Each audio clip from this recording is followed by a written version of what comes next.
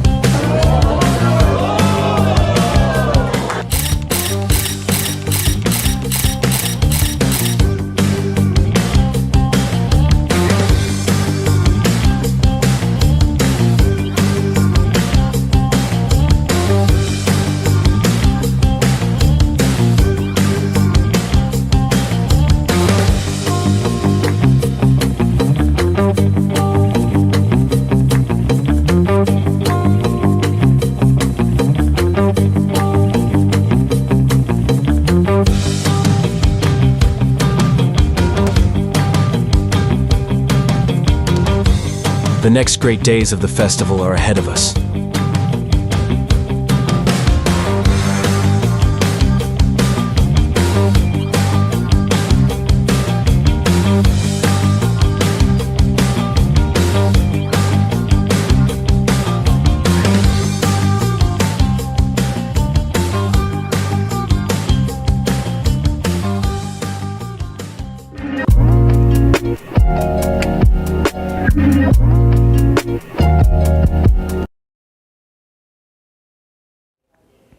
Hello everybody and welcome at Sunway Sitges Festival. This is already 8th round and soon we're gonna know who is the winner of this tournament.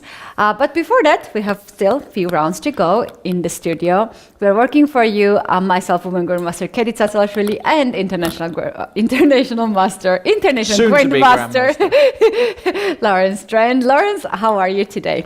Yeah, I'm doing well. You saw in the introduction there, we went into town. That was absolutely lovely. Gorgeous little town, some of the side streets. As I say, just before we delve into the round, if you are interested in a tournament which offers a lot away from the board, this really is for you. I even had a chess lesson today before the tournament, and one of my students, he's going to come here with his wife next year because he's seen the commentary, he's seen the beach, he's seen the activities, and he said it's actually perfect for anybody who loves doing things, not just chess. So it's been... Sorry to interfere, but do you know who else played here and now is a world champion? That's right. Gukash, actually. Gukash was playing here back in 2018. He was very, very young at that time. Yes. And he even won the prize under 12. Yeah, he won a prize, no surprise. And then he went to this world championship match and he also won that too. So in fact, I remember because I was here with him.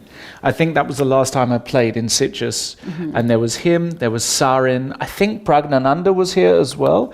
So there's a great photo of Sarin, Pragnananda, Gukesh, and I think the fourth one was also, there was a four there was another strong Indian kid. And they're all now Gukesh is world champion, Pragnananda's like world number 15. It's amazing how quickly they became good. That's what Sitges does. Now let's talk about the tournament, the A group, which we've been covering from the start. Today is round 8, as Keti said. And the situation is very clear. We've got 4 guys at the top of the rankings. We've got Ido Gorstin playing white today against Jules Moussa. We've got Marc-Andrea Marizzi playing white against Joseph Girel. You will notice 3 French grandmasters there. All very young grandmasters as well. I mean, Jules is in his 20s still, actually. I don't even think he's 30, is he? 30. Maybe he's 30. Yeah. Okay. Even still young 30s guys. are also 30 is young. 30 is young. And then below that, we've got a big group of players on 5.5. There are about, I would estimate, 11 players or so on 5.5. So what will happen, Keti, is if there are 2 draws on the top boards, which could happen, you could get 2 draws, we will have a pile-up of players on 6.5. Yeah. Do you think we're going to have 2 draws on the top 2 boards today? I think so. I think that's on the second board. Like, they will play both of them. Yes. Both of the boards. They're for sure going to play. They're friends. In fact, yesterday after the game at the dinner, they were sitting at the same table and they were talking all about the chess. But today they'll try their best. Actually, why not? But it's such an even tournament for them. They're evenly good. I think the players gonna try their best is Jules Moussart. He will be very sneaky today against Ido Gorstin. And I think also Marc-Andrea Marizzi will try second time with 1 white pieces to strike in this game, because if not now, then last round he will play with 2 blacks perhaps. Yeah, because Marizzi had white yesterday. Yes, he had white. He had white yesterday. So you're right. So he'll get a double black. He has to make make the most of the situation, because he is playing Girel. No, Girel, if you saw the transmission yesterday, he came in very nice, young. I've got to try. I think on board 1, though, can I be honest with you? I think on board 1, it's not going to be that spicy. Jules Moussard, he's got black. I think he's playing against Gorstein. He's not a terrible grandmaster or anything like that. He's a great player. I think that's actually going to be quite a calm game. And I think Maurizio Girel will try and be a bit more crazy. But I am actually predicting 2 draws today. I don't think there will be a decisive result on those top boards. Well, that's a fair prediction, but to be honest. as with everything, anything I say, the opposite happens. So there will be 2 decisive results on those top boards. We'll see that. Also on the board 3, we have Kirill Alisenko joining back to the leaders group, and he will face Sava Vetochin. They're both from the same federation. Now Kirill represents Austria. But there is a huge age gap between them.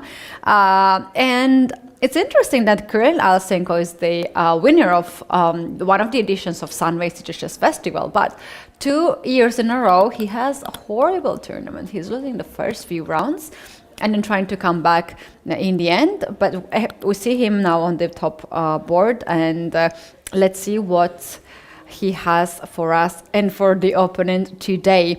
Ivanchuk plays against Song Edward, and I think this is going to be another game that you would love to see. Well, we saw Ivanchuk lose yesterday. Really horrible game by his standards. So, you know, he's a point behind. He can still do it. I mean, if you get, I think, if you get 8 points might actually win the tournament. 8 points might come equal first. Anything less than 8, forget it. 8.5 will win the tournament, and 8 might win the tournament. So Ivanchuk theoretically can still win the tournament. He's got to win a bunch of games. He's playing against Song today with white. Song with this tremendous tournament. We've been talking about him ever since he beat Alexyenko. I think he probably only needs a draw today for a GM norm. We've got to find that out, actually. We've got to ask the arbiters what his requirements are for a GM norm. He's played phenomenal chess, solid when he needs to be, took draws when he, you know, very clever draws. And today, Ivanchuk, he's shown signs of brilliance. He's shown signs of, you know, latter year Ivanchuk. It's absolutely not clear to me that Ivanchuk is going to win today. Of course, he's big favourite on paper, playing white, but it's not clear to me. Very interesting matchup. Yeah, it's interesting. Very interesting. We actually have a lot of moves on all the boards. So let's try to catch up with them and pull up the board on the screen and start with the first board. Here we have Ido Gorstein with white pieces against Jules Moussard, and we have English. C4, E5, and a G3 on the second move. Black went for knight to F6, bishop to G2, and we have H6. Yikes. Now, this is screaming 2024 modern chess theory. This move simply was not played 5, 10, even 5 years ago, 10 years ago, this move was not a move. It's simply, if you looked in the database for H6, you can have a look now, Ketty, as well. I'm kind of curious about H6, but it's just not a move. Now, what is this move all about? Well, clearly it's kind of a move that Black is saying it's a useful waiting move. It's designed, I guess, to prevent, because the main move here for years and years was to go d5, right? Yeah. And what Black is saying is, yeah, sure, this line I can play, and it's still fine for Black, of course, this line, but he's saying, I'm going to wait for you to make a move. It's literally, how do you want to set up? Now, if you set up now with white by playing knight c3, maybe this gives me the opportunity to develop my bishop to b4, and we have a reverse Sicilian, where h6 again will be useful because it will prevent any bishop g5s in the future. It is a very rare move. It has been played, but it's very new. Yeah. I can give you the statistics here. You mentioned d5. This is mostly played move here. Yeah. There's also move c6 to prepare d5. There's another setups as well to ignore and play knight to c6 or to play bishop to c5, and then h6 is the next played move. Very interesting question to you. We have now 3 moves, right? e5, knight f6, and h6. Jules Moussard has spent around 7 minutes, 6 to 7 minutes, on one of these moves. Can you guess which was that? First move. Yes. Yeah. He took after c4. He took 7 minutes to figure it out what setup he wants to play today. Maybe he wasn't expecting c4. Maybe Ido normally plays d4. I can't quite remember what he's been playing this tournament. So maybe he got caught by surprise. Or maybe he was just thinking, okay, what weapon do I want to use against the English? So what actually happened after h6 then? After h6, white went for d3. Yeah. Bishop b4 check. Yeah. Knight went to d2. Yep. And we have a5. Well, let's have a look at this. So what we have now is we actually have a reversed Moscow variation of the Sicilian. We have two more moves, knight f3 and d6. Yeah. So you could get this with colors reversed very easily in a Sicilian defense, where white has got a very slight advantage. What I like about what Jules is doing is he's keeping a lot of tension. A lot of the lines with d5 that we said earlier have got quite quick clarifications and are very heavily analyzed. This position is not heavily analyzed. It's a position. Lots can happen. There are lots of ways to proceed with white. There are lots of setups. I love it. And it does show what you said before, Ketty, which is that Jules is actually going for a win today. So that is clear now. I think of course it's still very solid. He's not going crazy here, but nonetheless it's really decent. Should we move to board 2? Let's move to the next board, and here we have another English. Copying another English day. And we have an English with a kind of e6, d5, and this move e3. Very normal. Of course, white could play d4 and enter the main line, Queen's Gambit declines, but e3 is a very modern way of treating things. Knight f6, knight c3, and now, yet again, the sign of modern chess, this move a6. Another kind of waiting move where black is saying, okay, what do you want to do next? Because if you go bishop e2, I'm going to take your pawn. I'm going to hit your bishop again, so you've moved the bishop 3 times already. I'm going to put my bishop on b7 and say I've got a perfectly good position. In this position after a6, what white can do is to play b3. So you want to recapture pawn back with a pawn. You want to play bishop to b2. Look at this beautiful diagonal for the bishop. Without pawn on d4, the bishop can be really active. And we talked about this kind of setup earlier, where white can play bishop e2, and g4. And like queen c2 and somewhere to prepare g4 if black castles short side. So I think Marc-Andrea Murzi might go for that. He might, but I think what black has done is really clever. And we already saw Joseph before how well prepared he is and the ideas he has.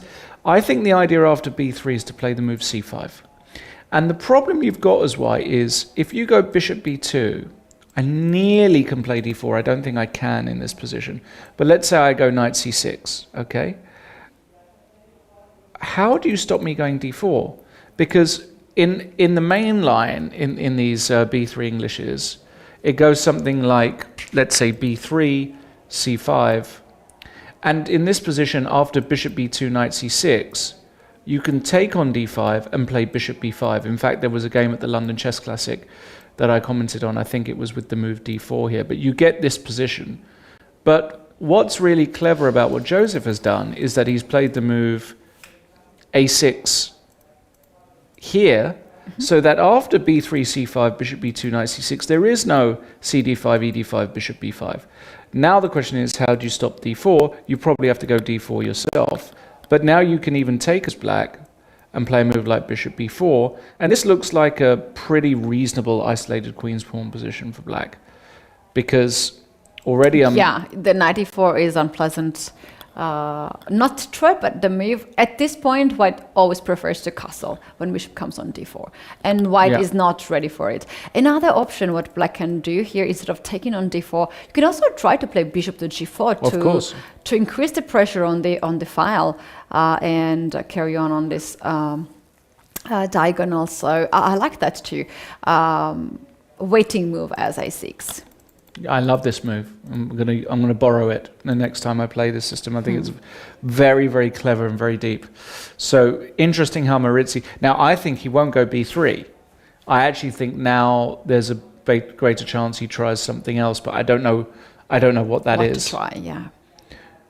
Because we mentioned that bishop e2 basically loses a tempo Yeah. here. Probably the best move is to go d4 here. And this transposes to the main, one of the main line. And we just have a mainline Yeah. Queen's Gambit. Gambit. Yep. So let's see what Marc-Andrea goes for. Kirill Alexienko. Now, Khalil, of course, you know, the beauty of a 10-round tournament is that if you lose a game, even unexpectedly early on, and you're a top player, you've got a chance to get back. And that's what's happened with Kirill Alexienko. He lost against Edward Song, I think, round 2, was it? Round 2 or 3? Or Round 3, yeah. Maybe even round 3. You lose the whole point, you're expected to win, you get knocked down the rankings. But he's back in business against Sava Vertokhin. Now, Sava Vertokhin, we've seen his name in the top boards for the past few days. I tell you something, very talented. I think this is a terrible pairing for Sava. Terrible pairing. Black against a dynamic player like Kirill, who's back in kind of form, who's got a bit more experience. I'm going 1-0, and I would be betting a lot on this game if I was forced to. I think this is a bad matchup, also just stylistically for Sava. But we've got an interesting opening. Let's have a look. We've got a classic position, which is a theoretical position out of the Sicilian. 4 knights, so classical, bishop c4 and queen b6. Yeah, this is, I forget the name of this line. Sozin? Is it the Sozin? I think you're right. I think it's a Sozin variation. In Georgian we call Sozin, but I don't know how. The names are like different in No, I think it's different called culture, the Sozin. yeah. Bishop c4 I know is a Sozin. Yeah, so they definitely, it's definitely with queen e2, bishop e3 and castles long. I'm not completely sure, but what we end up getting is a very classic kind of, what actually now looks like a Taimanov. We've almost transposed to a Taimanov. Yeah, I really didn't get the move queen b6 there. What, on move 6? Oh, Yeah. it's been played loads. I mean, if you want to have a quick look, you'll Yeah. see it's been played loads of times. Yeah, actually this is the most common move is e6. E6 is the But the classical. second most played move is queen to b6. Yes. Stopping probably dark square bishop to Correct. develop. And you're forcing this knight to go on b3. Yeah. And then, okay, I like that. I like that. So you now are also attacking the bishop on c4. Correct. And you are dragging this bishop back on d3. And this is not the diagonal that white played at the first place, right? White wanted to have this bishop on Right. a2, g8 diagonal. But this bishop does sit here reasonably well in a lot of positions. So it's not the end of the world to have. Do you this have bishop. more moves or do you want me to Tell me, yeah. Okay, so after a6, we have here castle, b5, Yeah. a4, b4, knight to b5. What's that? Holy whoa. Holy wow. Holy wow. That is a wowzer. That's my first wowzer of the day. I love that. What is this move? This move is pure, like, this isn't a move you can ever play if you've never seen it before the game. No, don't do it at home. This is a don't try this at home situation. Knight b5. Now, I'm sorry, but What is happening? Let's capture it, right? We have to figure okay, out what it's let me take the knight. One detail here. We have a game in database where white actually played knight to e2, but Yeah. never played knight b5. Now, knight Online b5 has to be the database. idea. Let's see this. It takes, So takes, we take back with a pawn. I guess. I mean, what else are we supposed to do? Rook takes the rook. Yeah, Queen takes. takes the rook. And let's say I go knight. And knight can go to e5, I guess. Yeah, or knight b8. e5. And then we can play b6, attacking the queen. Yeah, okay. Let's say queen b8 or queen b7. Let's Queen say, b7, and now we give a check. Queen Yeah. to a4 yeah, I block. with Bishop bishop, d7. d7, and then we go queen to a7. Bishop somewhere on c6 or on c8, Okay. right? Yeah, bishop and now c6. you play Knight bishop a5. b5. Yeah, I saw this concept. That's it. That's the end of the game. It is the end of the game. Because if you take my queen, I take, and then I just... if you take my bishop, I make a queen. Yeah. And if you hold on and you play knight f to d7... Instead of what? Yes. Here? Then I play... sorry, in the final position with bishop to bishop to c6. Yeah. Then if you play knight f to d7, then we play knight a5, and white is forcing black to take that queen. Yeah, and go this... to the end game. And bishop a8? Just a second. Is it just bishop a6, bishop b7? Is that just winning? You just play move f4, kicking the knight. f4, knight g4? Let's say bishop b4. And black is just paralyzed here. Just bishop d4 and the line ends there and that's it? And you just say you're a piece down? So you want to play bishop c6 Yes. next move, and black can stop you doing that. Wow. Even after e5 here, black can play e5. You ignore that and you play bishop to c6, and this is winning. Chess is crazy. What a move. Knight b5. Knight b5. Wins. So you can't take it. Move. You can move, but then at least I've got the d4 square. So let's say the queen goes to b8. Yeah, queen b8 has happened in the game. Oh, right, yeah. And we have knight to d4. Yeah, now you go knight d4. And this is currently the position. I mean, amazing. You don't have to go passive with this knight. You gain a tempo. I love it. I wish I knew about this. This looks like the trick and the opening that you can. Yeah, but this is very bad for Sava, yeah? Because now you have to waste a tempo defending this knight or doing something. If you take, you can't even go bishop c7 because of knight c6. So I guess the correct move here is bishop b7. And now you can go a5 with white, I guess, fixing this pawn. You can also just take on c6, replenish on d4, and go a5. I feel like you... Oh no, there's the e4 pawns hanging, sorry. Sorry, I'm just talking nonsense here. Just talking absolute nonsense. The e4 pawns hanging. Yeah, but you can play f3 to But you don't really want to go f3 here in this, but you want to put the pawn on f4. So how, the question I would be asking myself in this position here, how can we put the pawn on f4 without putting the pawn on f3? Well, in this line that you showed, we can actually play that and give up the pawn on e4, and then to play queen f3, like knight d4 now, and if you take bishop e4... Yeah, this is also dangerous for black. And I can play knight d5. d5 is the move. You kind of have to calculate stuff now as white, right? You're kind of gambling, right? You're basically saying, well, it might work, I might have compensation, I might have play, but... That's so unnecessary. It's unnecessary. This is not what professional grandmasters will do. And that's what he says, Kirill. You're professional. You're professional. Yeah, so... I don't know what the right move here is. It wouldn't surprise me if... Well, firstly, taking on c6 might just be wrong. Do we have another move? Don't know. I'm curious what he's going to do, because he must have all of this worked out. Okay, another thing what the engine suggests here is to take on c6, bishop takes in queen to e2, giving up the pawn in this way, but counterattack on a6. So if you take bishop e4, then you have bishop a6.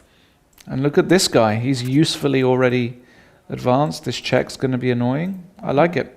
Yeah. Queen e2. That's the move. That's it. That has to be it. Yeah. Yeah, and it's even difficult for black to play a5 because suddenly this pawn becomes weak. You can even think about bishop e5 here. Yeah. Because if takes, you can take and... a4, knight d4. I a4, like that knight too, d4. yeah. You might even be able to play b6 here. That's tricky. Oh, I love that. Can we show the line? Yeah, if like you take on b3, I guess I throw in a check first. Knight d7. You block. I guess correct is to take, b7, queen b8. And now you might even have time to take on b3 or you play rook A1. A1, and if b takes c2, bishop a7, and you're, oops, I'm losing. There's rook A8, rook A8. Under by me. So just so you guys know, we're not using the engine.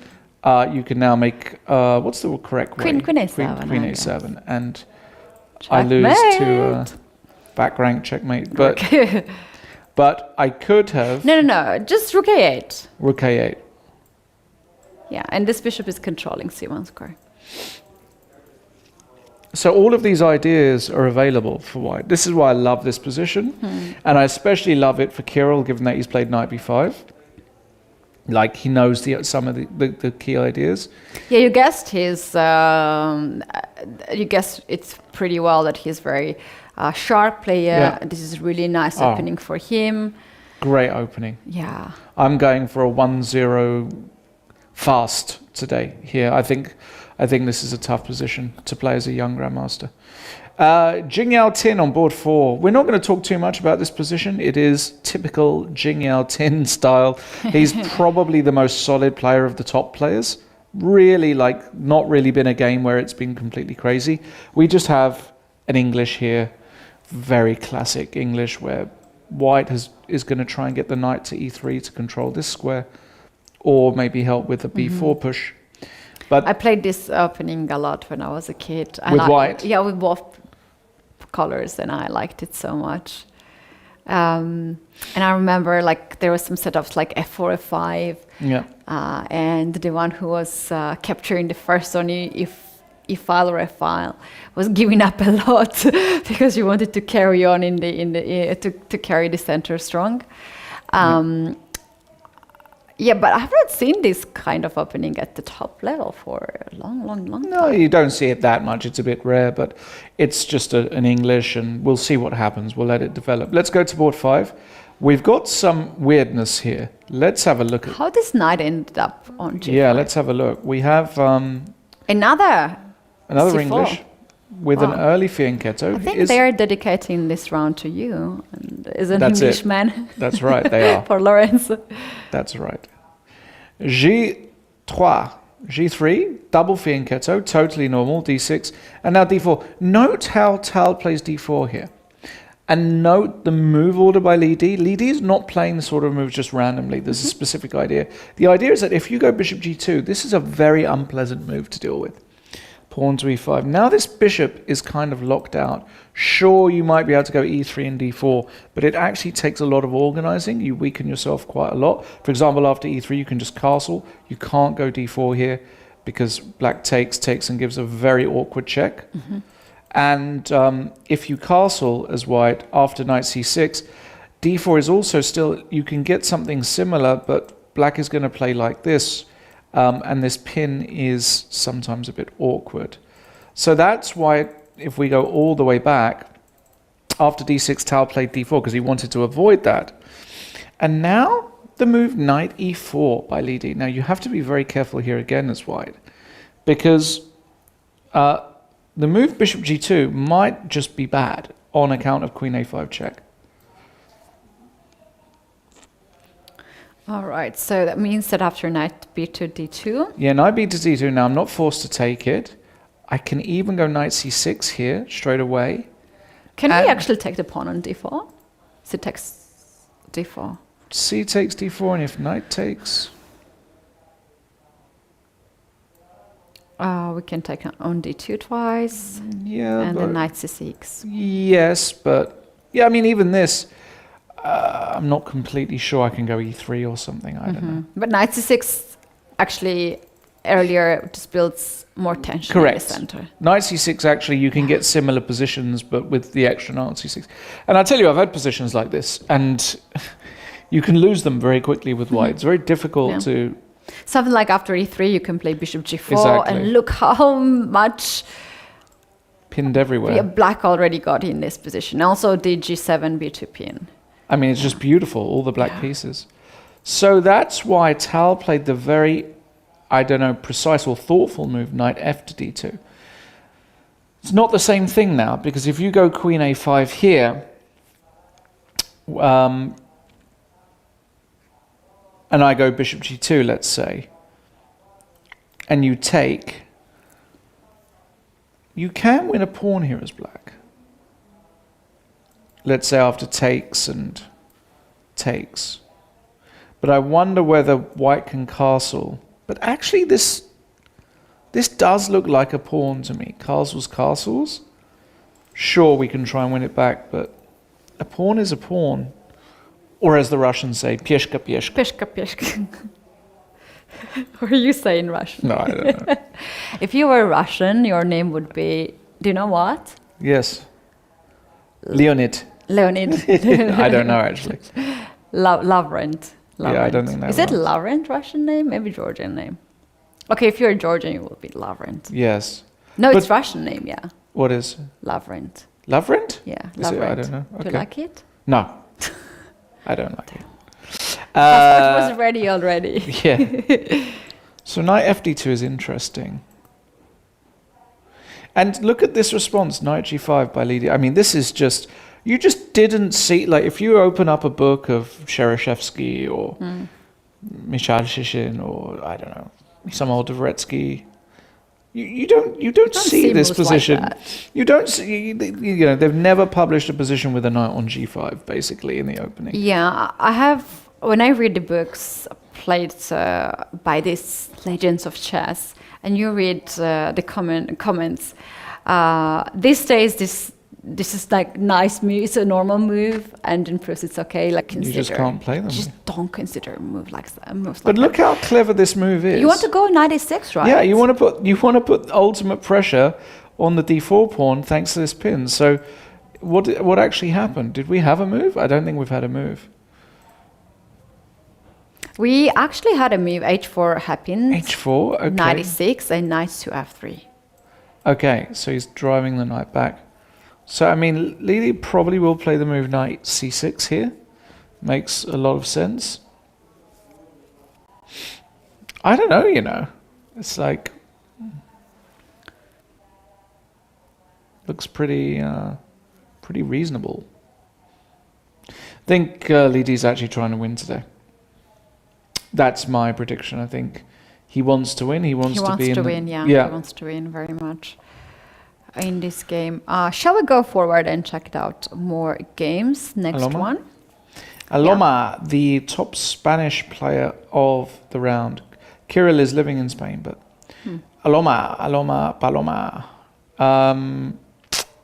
Aloma, I was saying to, because I went on the Spanish stream a couple of times in the break, and I was saying, I think I told you as well, I just don't get how Aloma plays chess. I look at his games and I'm like, I can't, Really? yeah, I can't guess any of his moves. He plays a form of chess for me, alien chess, that I just don't get. But okay, he's playing normal today. We have a Catalan with some, Like what he played earlier that surprised you? I don't know, like his game against Maurizio, no? Some moves there, another game. Don't get it. I want to come back here and check it out. He actually, he has quite a an extreme nature. He either plays really brilliancies or he plays absolute horror shows, in my opinion, like seeing some like great moves and horrible blunders. So it's interesting watching him as a spectator. Anyway, we've got this game against Gavrilescu. Gavrilescu is not, we've been talking about Gavrilescu a little bit, but it's not a name that we've put in the mix. We had him one of the days on the top Yes. boards, and we were looking actually. Oh, he lost against Georgian guy, and He ever did. since we have not seen him. Now he's back to the top boards. This is very interesting setup from both sides, right? Shall we see how they reached this point? Well, yeah, it's a typical Catalan, starting with knight f3, and we transpose in. This putting the bishop on d6 and knight on c6. Now, years ago, if you didn't tell me that this was theory or new theory, and you were my student, I'd be saying, what are you doing? Find another talent, find another hobby. What are you doing? You're putting the bishop on d6, hitting a brick wall here on the fianchetto, and you're developing your knight in front of your the c-pawn? pawn? Do you know How what dare is you? the center? How dare you? I know. How dare you? So, but modern chess is kind of like, you can just do anything now. And I guess the idea is that in a lot of positions, what black does is he takes on c4 and immediately wants to break with e5. So it's curious what will happen here. Yeah, we do have some more moves. So Okay. after knight to c6, white played knight to d2, and I like this move because white's idea is also to break through the center with e4. It can be with rook e1 or queen to c2, and basically you are not giving up this c4 pawn, right? If black takes Correct. on c4, you will take it with the knight, and that's very good position. So after knight to d2, black decided to play a5 to get more space advantage. And also in this structure, you want to play with white b3, bishop b2, right? So after b3, here black didn't push the pawn forward, but instead of that played knight to e4. Knight captures on e4, pawn takes on e4, and this is currently the position. And it is very interesting. Now knight has two moves, knight g5 and knight to d2. Knight to d2, I think you lose a pawn. It loses the pawn, right? You can take it back on e4. Yeah. Knight takes perhaps. This looks okay for white. But like bishop e5 or knight c6. And then No, I think we're better off. Like knight c6 white is definitely better. Like you can get in the bishop. Yeah, you can take the bishop, even play bishop b2 is fine. Look at these beautiful bishops. Love their bishops. So you can't play like this. I wonder if the idea is to play actually f5 here. Wouldn't surprise me if this is actually an idea in this position. And let's say after e3. Yeah, the just structure? play on. e4 or knight. Oh, knight before knight d3 is Yeah. something there. Mm-hmm. I like it. Yeah, so I don't think that. Again, it wouldn't surprise me if this is all prepared. So he's just deciding where to move the knight here. You have also knight to e1, so you have to decide. Knight g5 is basically bad move, right? After f5, you just. Well, I'm not sure. The knight does come back to h3. It has a home on f4. I'm not sure how bad it is. Not sure. I think it looks quite. No, also, there's some No, I knight. was thinking Knight takes. If you go here, I might be able to take on e6. it's white move. We can take it right away. Oh, we can just Yeah. take it. Bishop. You don't have to play like this because it's a little bit unnecessary, but there are bailout options. So I actually do, believe it or not, I think he will play knight g5 here in this position. I think that is the move to play, to test black. How about knight e1, f5, and somewhere to play f3? Like this move Yeah, looks a little bit weird for me because you have a weakness on g4. You are opening the diagonal as well, but you can challenge black in the center with f3. yeah. It's definitely an interesting move. But feels that something is wrong with this, right? Just that I'm so close to making use of this diagonal a7 g1, right? I'm so close to landing a tactic. Maybe on- something like bishop e7. Hold bishop on, you've got f6. what about? Yeah, so I was going to say bishop c5 actually exists here, but you can go e3, yeah, build a wall. It's a shame, I like that move. but you've got e3. Build a wall. Build a wall. Okay. Well, it's very double-edged, and what that means is that Gavrilescu clearly not in the business of making a draw today, not interested. Next board is also important. Yes, You please. already jumped. Shall we just go a little bit back? Oh, okay. Because I just saw that there are games in this position. Instead of knight e1, knight g5. Yeah, knight g5 as expected, Yeah. yes. And here, after knight g5, you can play f5, and the position is still sharp, or you can play bishop e3, e7. And with this, you can trade some of the central pawns, like knight e4, queen d4. Yeah, queen takes, knight takes, and to play this endgame. But I think white has nothing to worry in this position. Of course white has nothing to worry about. And it might even be a slightly awkward position for black to Because play. of this c8 bishop. And also because you're just very passive here, actually, as black. Something is going to land on c5 with Knight white. c5 or bishop c5. Yeah. And this is big pressure. Big pressure. Looks like a horrible position to defend from a positional point of view for black.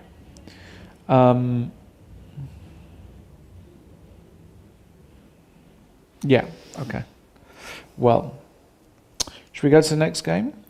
Yes, we can go to the next game. Actually, let's go back to the Tal Lidi game because we have crazy changes there. So this was last time we saw the game, and we have few more moves.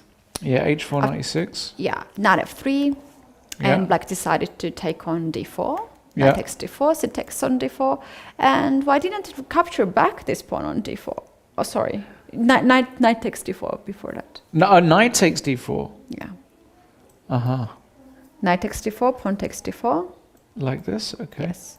And now, instead of taking on d4, white played bishop g2. Okay, so the question is, why?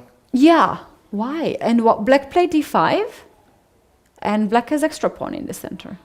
Okay, so let's try and work out why you can't do this as white. Why can't you take on d4 here? Well, maybe it's just simple. Queen a5 check. Oh, you can't. And if knight c3, you've got the beautiful queen takes c3 check. I love that. Beautiful. The game over. Yep, you have to take with the bishop. I take, and after you've blocked with the queen, only legal move. When we do a little count, we're a piece up here as black. So, wow, knight g5 is a tricky move. I love it. I absolutely love it. So after knight f3, white just blundered the pawn on d4. Yeah. Unless, I mean, some bishop h3, but then knight c6. I don't get it, actually. And Tal, I would be very confident in saying, I could be wrong, that Tal has not looked at this at home. Yeah. That this is all improvisation. You know what? After knight e4, which was move 6, knight f2 d2 is a blunder already. Really? Yeah. Okay. So you cannot really, if we can just Go for show it. that part.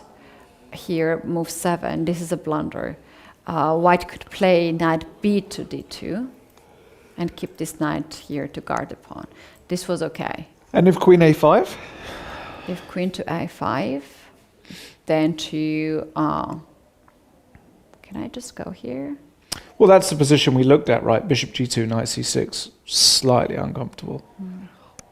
Or queen c2. Queen c2, bishop f5.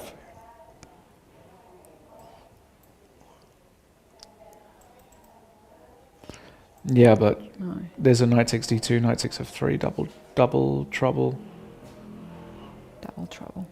Yeah, this is already getting dangerous for white. Quite unpleasant. Knight fd2, knight g5 is... Yeah, and here you cannot stop this happening. I mean, and also the it's- pawn is hanging here. I mean, I'll be honest with you.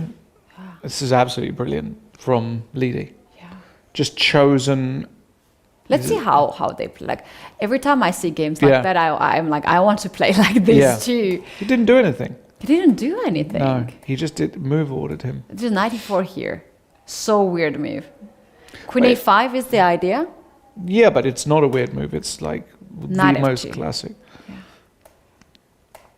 Knight g5 is a star move. Star move. I love that move. Star move. Move of a day. Yeah? 96, and you're just losing now the pawn. Knight f3. And here we have knight takes, pawn takes, and now this one. Yeah. Okay. Very, very interesting. I'm going for a black win, by the way, today. I think Lidi gets the best of Mr. Abagel. Okay, one more game. Let's see if we've got anything else. Ivanchuk song. Why not? Ivanchuk song. Let's see what we had. Another Catalan. Seen plenty of them, but this time with d takes c4, which makes a lot of sense. Bishop g2, bishop b4 check. One of the main lines. You don't have to. You don't have to do this. Mm-hmm. There are lots of ways to play. Knight c6 is a main move. c5 is a move. Lots of ways. Bishop b4 check. Bishop d2. a5 is also main line. Queen c2. Takes and b5. This is some heavy theory. White goes a4, of course, to stop all of this. c6, and now b3. Now, the move b3 here, I'm not. I mean, it has to be a move or the move. I'm very curious, Ketty, what the books say about this position here.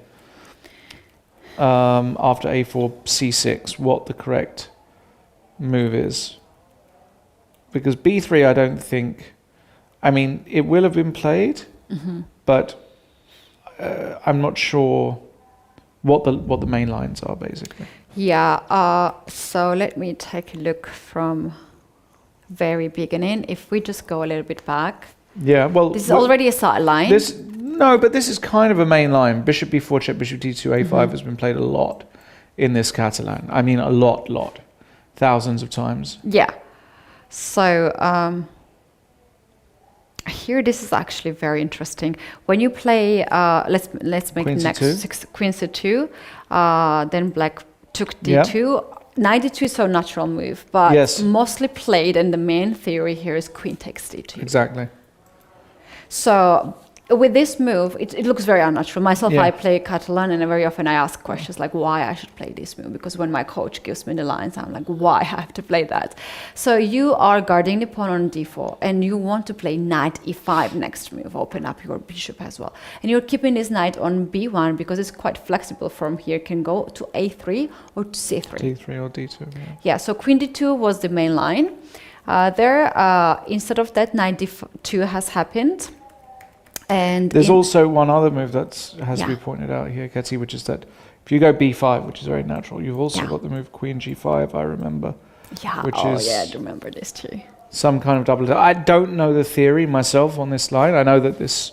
Yeah, this is the line. This is the the move. yeah. It's I think very close to it. Okay, so Practical game. knight bd2 was played, so this will. Yeah, b5, a4 is the main line, c6, and here we have b3 as a main line. Main line? Yeah. Okay. Anybody good played it? I'm curious. Let me check. Let me check. Feels like Ivanchuk is freestyling just a little bit here. 2600s. Some 2600s? Yeah, Okay. 25, 26, 27. What? Who is this? Okay, it's just com ratings. Well, oh, it's just .com ratings. Just Okay. com rating. Well, the idea of B3 is fairly typical. You're trying to get some access down the C file. If you take Yeah, this is a theory. Yeah, it's a theory. So you basically give up the pawn and you play on C5. yeah. So square. C takes B3. Was this the game? Yes. Knight takes B3.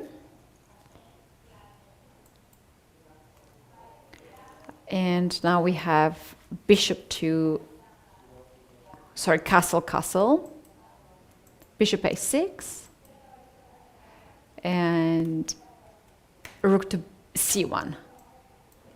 Then we have b takes a4, rook takes a4, bishop b5, rook a3, knight b to d7, e3, and a4. Wow, they're playing so fast that it's almost, this is kind of some sort of theory. Ivanchuk has 1 hour and 26 minutes. Knight c5 has been played, queen to e7, and knight g5. Wow, no, I mean, this is just 100% home preparation. There's no way you can play this quickly in 2 or 3 minutes. Just so it's either brilliant or it's. But I don't see the way, like, I don't see how this works for white. Like if I take now on c5, Yeah, and like, just simplify the position. Well, and let's say you take with the pawn. Because Okay. You want. Yeah. If I go h6, what are we doing here? Just looks like a pawn to me. Maybe knight f3, knight d4.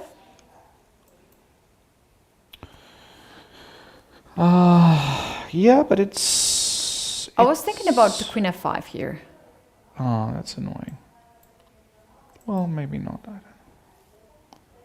The point is, Ketty, this bishop is beautiful on b5, protecting everything.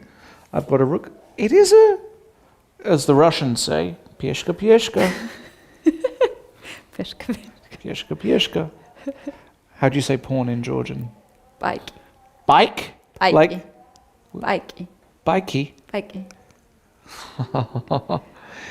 That's such a nice word. It is nice word. We have a Georgian player now.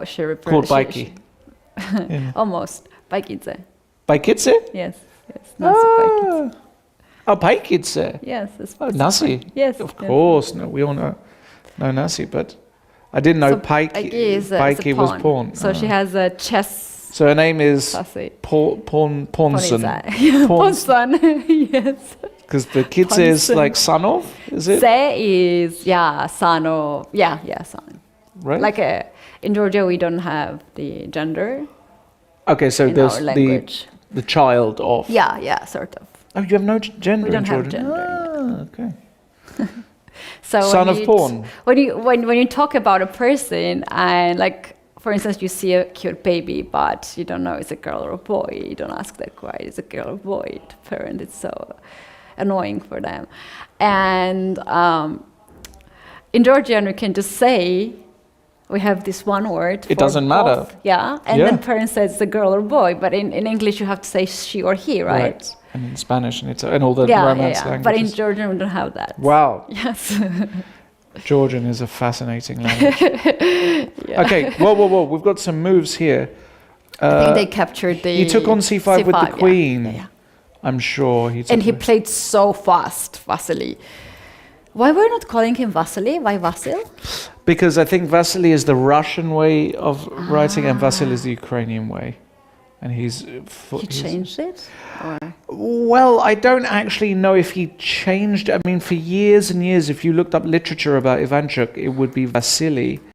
But I think now he just prefers to go by his Ukrainian name, given circumstances.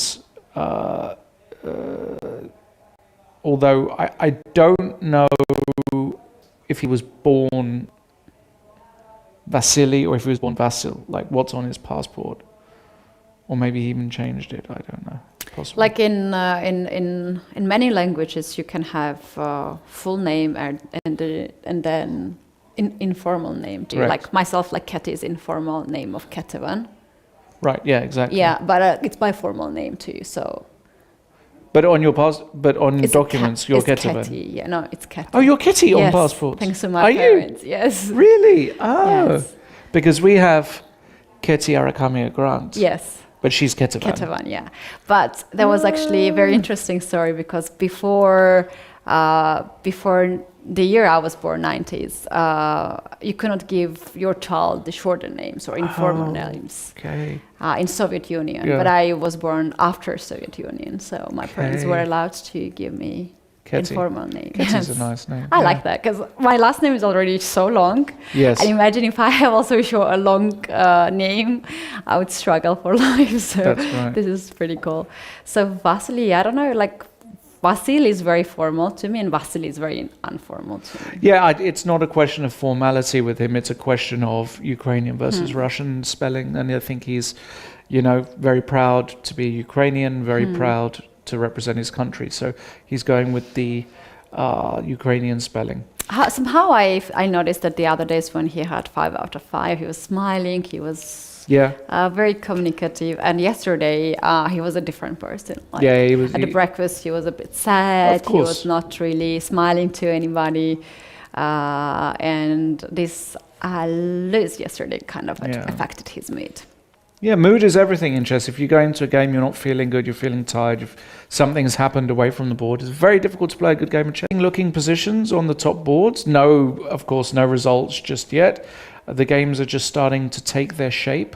So we're going to be back in just a few minutes for continued coverage of this very important round 8. Don't go anywhere. We'll be right back.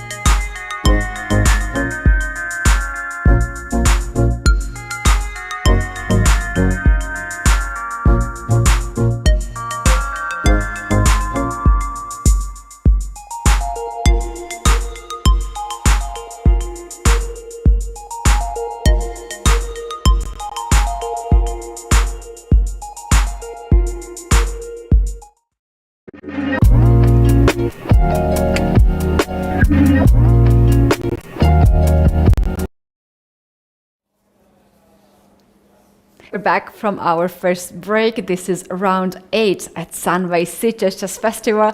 Lawrence and Katy in the studio. Lawrence, we just got back and we saw the results. A result already on one of the top boards. What happened? Yeah, well, great result for Edward Song. Black draw against Vasil Ivanchuk. We saw Edward playing fast. We saw Vasil playing fast as well. There wasn't much in the position. And, you know, Ivanchuk, even though he's much higher rated, he tried a little bit, but he's a pawn down. And the thing is that there's no real way for Black to make progress. Black is a pawn up, but the pawns are nicely blockaded by the rooks. The white bishop is very good. This is one of those classic positions of being a pawn up, but there's nothing you can do. And they made a threefold repetition. What a result for Edward Song. Now, what remains is, has he made a Grandmaster performance? He's on 6 out of 8. Mm-hmm. If you check the chess results, Katy, you will see his rating performance.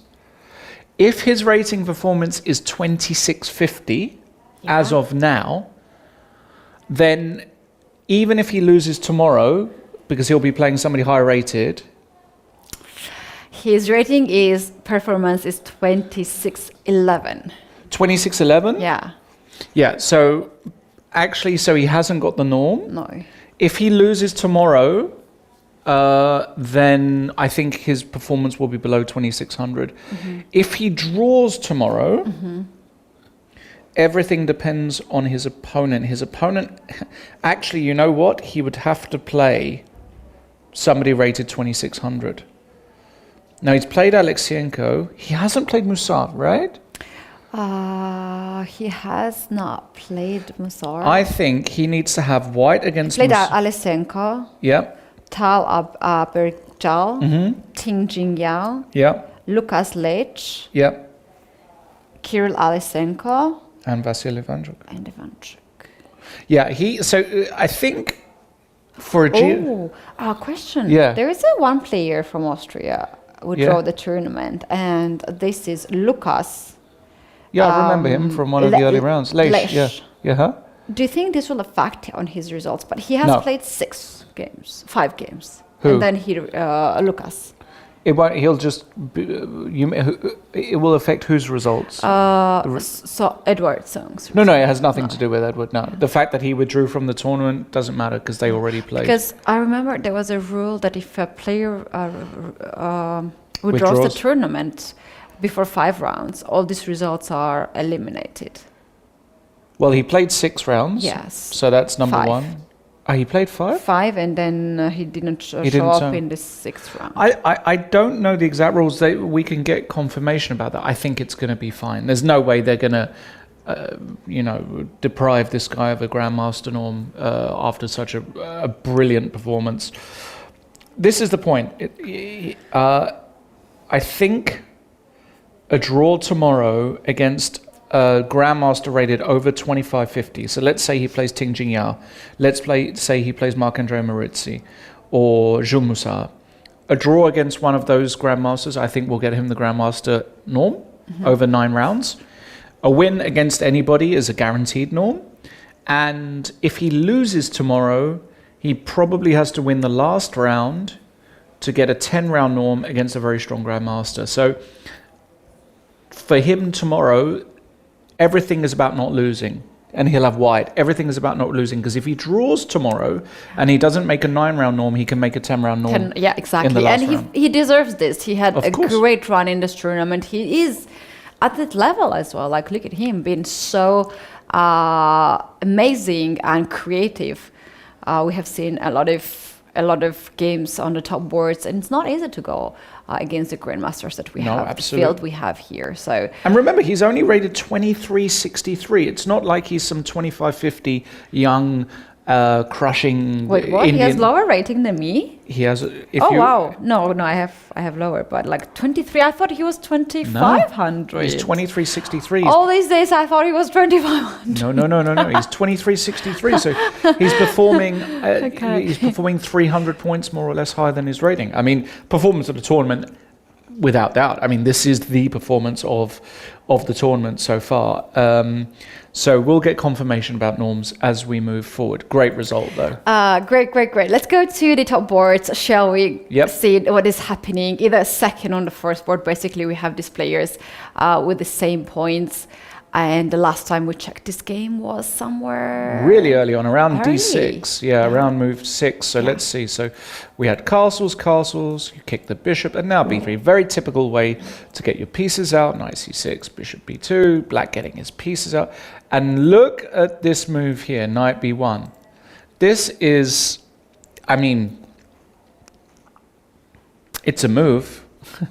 It's a move. It's, for me, absolutely, like, the fact you can play this and it's okay is crazy, but it looks like you can. You want to develop the knight to c3, where it occupies some key central squares. Modern chess, knight c3, queen d7. Jules playing just classic. Queen d7, connect the rooks, threaten bishop h3, get rid of this nice bishop. e3 and bishop h3 played. And this is currently the position. This is the position. Queen c2 has been played. And queen c2? Jules is thinking.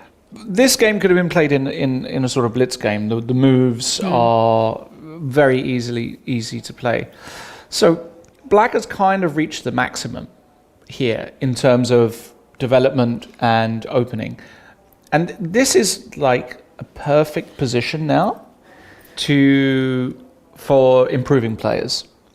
Because a lot of players much weaker than Jules could have played exactly the same opening. There's nothing that Jules has done here that is special in this opening. What do you do now, though? This is the moment that separates a grandmaster from an improving player. How do you choose a plan here? There are many ways to play this position as black. There are many ideas.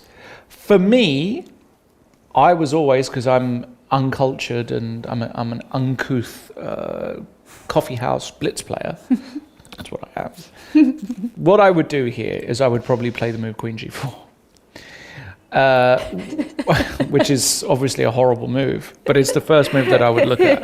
Wait, what's the idea of this one? The idea of this move is I want to put the queen on h5 and put the knight on g4 with this construction. Straightforward. You want to checkmate? I want to checkmate you. Yeah. I'm not here to just hang out with you. And exactly. Drink Straight in the point. Drink Checkmate. wine and have cheese. I'm here to checkmate you. Actually, something very similar happened on the board. I think is going to that direction. Oh, really? He first captured the bishop on g2 to make sure that there are some weaknesses on the light squares. Ida captured it back right away and walked out. And now Jules is still thinking in this position. Well, it's a bit different because now there's no real mating construction. So my question is he going to play the move d5? The reason this looks strange, this move, is because this bishop suddenly, I feel, is a little bit loose. So when I take, this guy is hanging, but it doesn't look like there's a way to actually, it doesn't look like there's a way to win this bishop. So yeah, knight takes d5, queen takes d5. This is a little loose for white, actually. I think this is the idea. He wants to go d5. This is the only explanation for playing bishop takes g2. But his position looks good as black. It looks good. White has spent a lot of time. Knight d2, knight b1, knight c3. Meh. Not convinced at all. Like, the way Ido has played this game, not my style. A bit too slow for me. And He's kind of waiting, right, to his opponent. Yeah, but I mean, you've got white, right? Why are we now suddenly on the back foot after move 14? Doesn't make sense. Now, I'm not saying that white is worse, because white almost certainly is not worse here, somehow, because his position is still solid. But I would take black. I would definitely take black. No question. So, good news for Jules Moussard fans. Let's go to board 2, Marc-André Maritzi. What happened here? Well, we did get d4. Exactly what I said. These lines with b3 suddenly become a little bit tricky. Black took an a4 first before taking here. So this is a nice move. I like that. But I like that. We get getting the b4. Yeah. We get a Queen's Gambit classic line with a4 anyway. Castles bishop e7 and d takes c5. A very modern way of treating this position. Where we get this. Now this looks very boring to the, let's say, to the nonchalant eye, if I can put it like that, right? You've got, look at the pawn Queen's off structure. the board. Queen's Similar, off. yeah. It looks like, just draw. No. The best players in the world will beat you 10 times out of 10 from this position as white. If you don't know what you're doing, if you're inaccurate with black, there are all these little squares that are very exploitable. So I'm very curious how Maurizi is going to do this here. He plays knight d2. Now, in fact, this position is a theoretical position. Right. So if you looked at this, Ketia, in the database after knight to d2, sorry, after bishop takes c5, I'm very curious as to the theory here. Yep, knight to d2 is one of the moves there, but the most popular one is bishop d2. Also, in this position with the rook c1 idea. And maybe just to plant the bishop on e1 and have these files. Okay, so what happens after knight d2? Here there are King plenty e7? of moves. King e7, castle. This was played by Joseph, by the way. Yeah. And now we have b3? b3 or knight d to e4. Yeah, b3 played. Or knight to b3, yeah. b3 have played, rook to d8. Correct, played. Bishop b2. Yep. Bishop b4. And bishop to e2. Yeah, this is actually, so whatever game that is we're following it game for game. Which game is that? This is the game has been played back in 2006. How many years ago? 2006? Yeah. 18? 18 years ago. Well, or 19, depends on... One of these guys was not even born at that time. Like, yeah. Maurizi, for instance, he's wasn't. 17 years old. Crazy. In 2006, I was studying in Spain. As part of my uni. Studying. Mm-hmm. Really studying hard at the local bars and nightclubs. Really Don't studying. give us more details. Oh, the good old That's days. why you know Spanish. That's why I know Spanish, because I was hanging out in the bars in Granada asking for lots of cerveza and jamón. Yeah.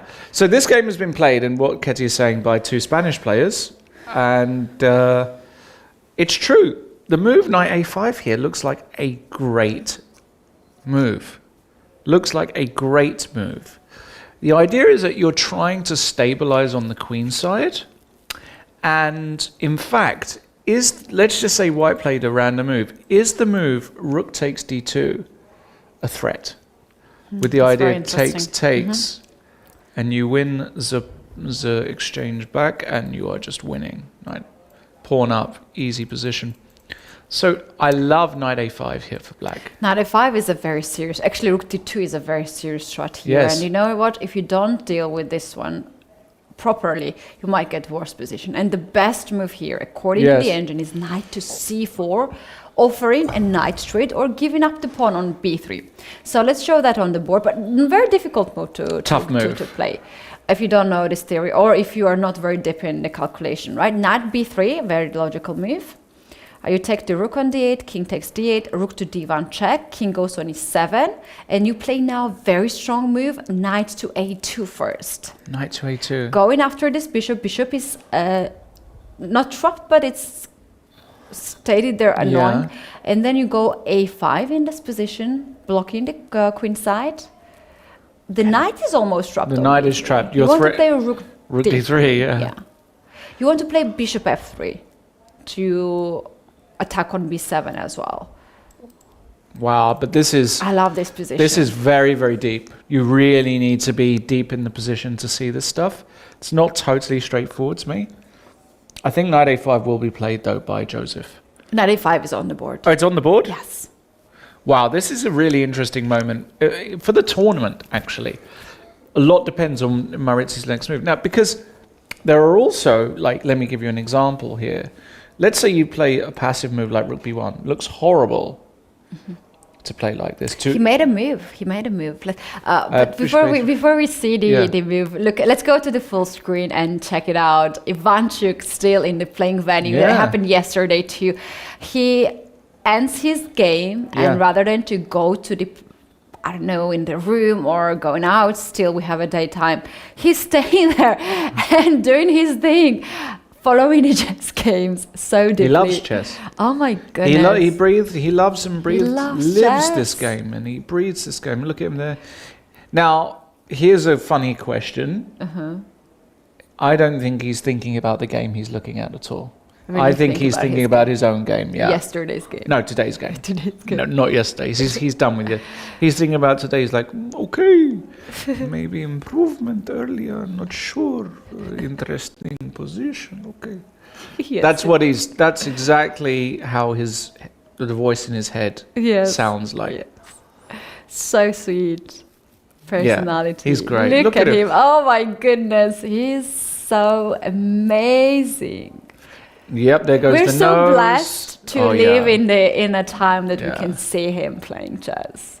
Because I don't know, like you might know people from books, you might know people from games. Look, he's not so despite. But like we have this opportunity to live in the era of Magnus Carlsen. I'm so grateful of that. And like people like Ivanchuk, for instance. Exactly. He's just amazing. Exactly. Yeah, I mean, look, he's phenomenal player. You know, he was world number 2 in the early 90s. So, I mean, literally early. I think he was world number 2 in 91 or 92, something like that. Kasparov thought he was the next big thing. They all did, actually. And he was. And he was a top 5, top 10 player for, until I guess he was a top 10 player until the late 90s. I think Karpov quoted that he is at the world champions level. So Ivanchuk is, if you ask the best players in history, so if you ask the world champions, if you ask Gary, if you ask Magnus, and if you ask Anatoly and various others, which group of players would be on the list of the best players never to be world champion? Ivanchuk is almost always on every single list. Yeah. You have people like Korchnoi on there. You have people like who else? Timan maybe is on there. Maybe even Aronian in terms of modern day players. Levon, you would think, had a chance, but Fabi. There is a list of the greatest never to be, and some of the old Soviet masters as well. Talking about chess players, yesterday we went out in the town and asked some funny questions to people, who don't know nothing about chess. And we showed some of the photos of the players and we asked who they look like what's their profession. Yeah. And one guy said about Fabi that he is a millionaire. He has this look of millionaire. Fabi is a millionaire, but and does very well for himself. Fabi, I don't know if you would say his look is. He's a typical, what I would say, modern generation, humble look. He's got the humble look, and you never know. He's an amazing person. You never know, right? You just never know. But Fabi is obviously fantastic. He's amazing. Amazing chess player, and also his personality is just great. At one of the events, we were playing some card games, and Fabi was like heavy forces there. Without Fabi, we were not playing that game. And it's so much fun to have top players also just, being normal human beings and just having fun time. All right, let's move on. But we'll. Lawrence, we don't want to see what was the moves there because we had a move. There. Sorry, we had a move. You were right. He played bishop a3. Bishop a3. This is a normal human move. Yes. And the idea is that you have to take, pretty much. Take. Yes, take and rook takes this on the board. And now I guess he's going to go back with the knight. That's the move that makes sense. There's also the move e5, allowing this bishop to come into play. I like that. How about bishop d7 instead of... Bishop d7? Mm-hmm.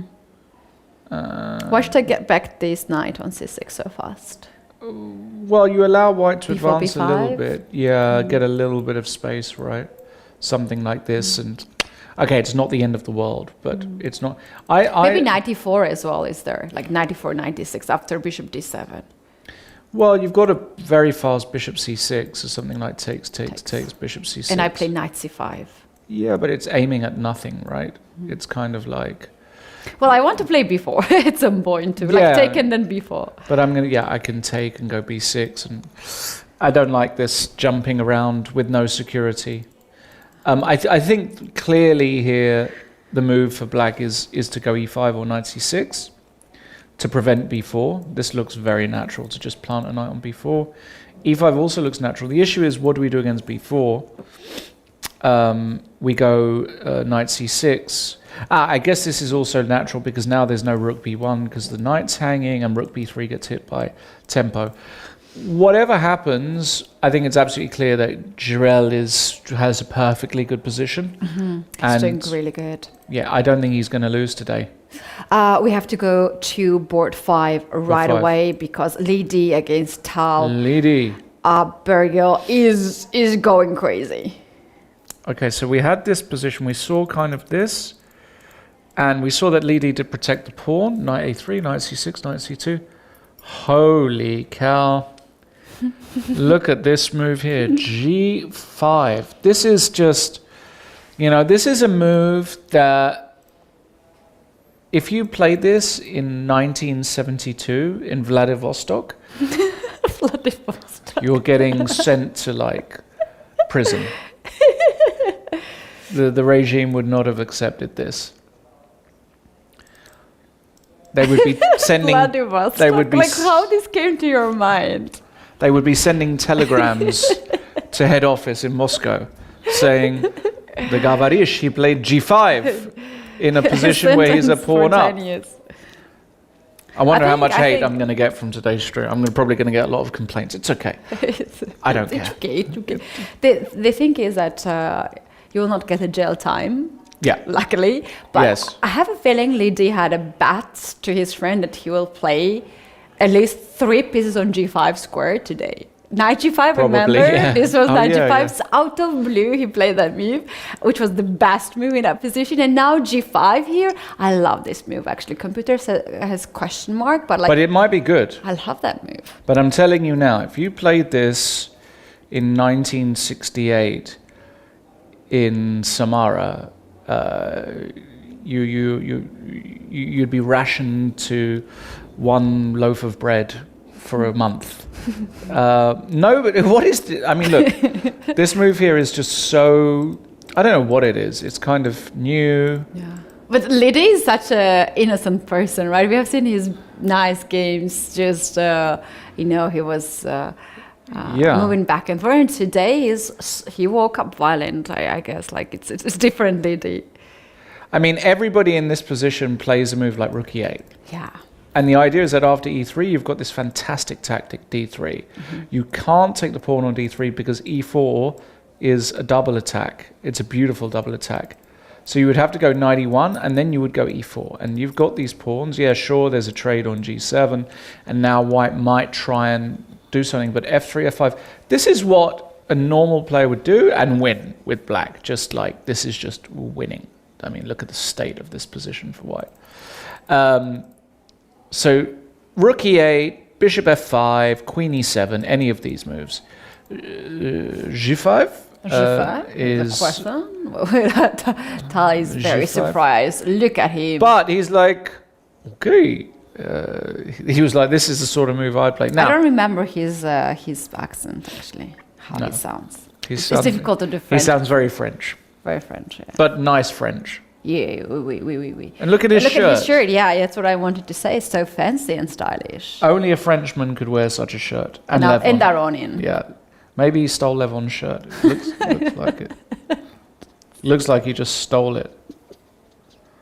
Levon left it in the lobby of a hotel when playing Paris Grand Prix, and he said, okay, I'll take it. I still think he's going to lose today. Tal. I have to admit though, with Tal, this tournament, I've been very pessimistic. I just said he's going to lose every game, and he's on 5.5. He's had some terrible positions, but he's saving nicely. Like yesterday's game, he totally saved after lost position. Yeah. After g5, do we have more moves? Yeah, we have a lot of more wow, moves. okay. And maybe we changed our Show me. opinion of him saving the game, because after g5, we have h takes g5, queen takes g5, bishop a3, going after d6 pawn, queen Okay. g6, Yeah. and c5. Look, he's trying for some counterplay. Takes the pawn, Yeah. takes the pawn, rook to d8. Yeah. Knight b4, Yeah. knight takes, bishop takes, and Lidi goes with e4. This is just losing for what? Bishop e7, Okay. rook e8, Okay. bishop h4, Wow. bishop g4. Now he replaced the pawn on h4 with the bishop.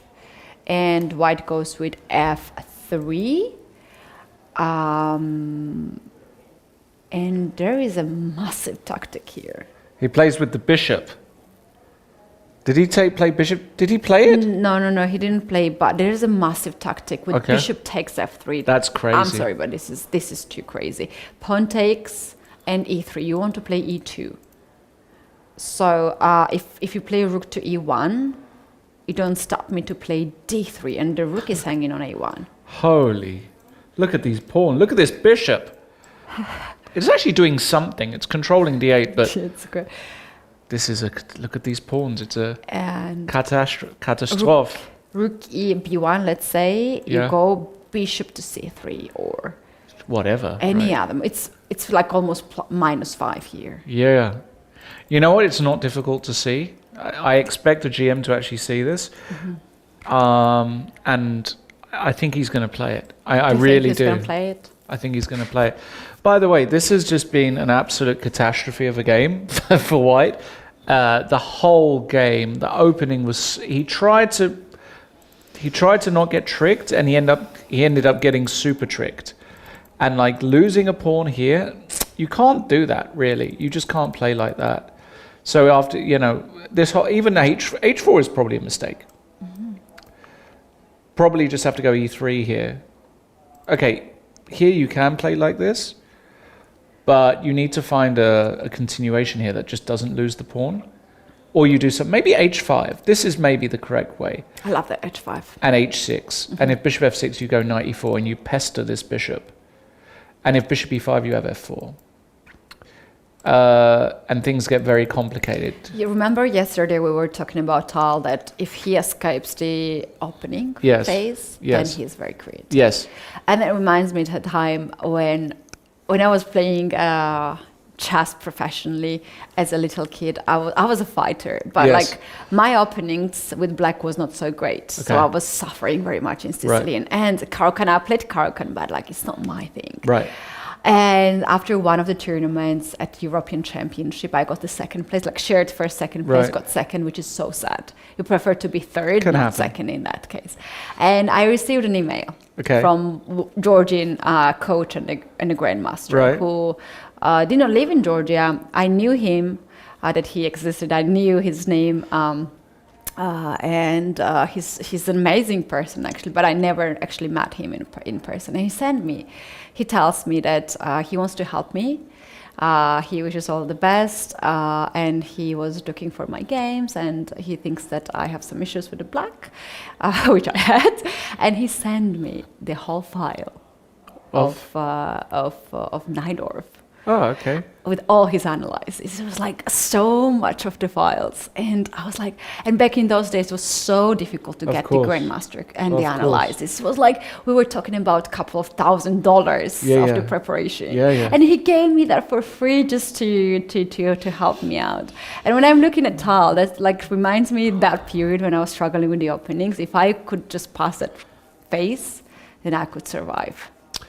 Well, I mean, Tal's opening repertoire is not the most solid out there, and he does other things. He coaches a lot, and he hasn't probably got time to just do loads of work on his openings. But look, the point is this: today, he's in big trouble. Big trouble. Big trouble. And do we have the move on the board, or No.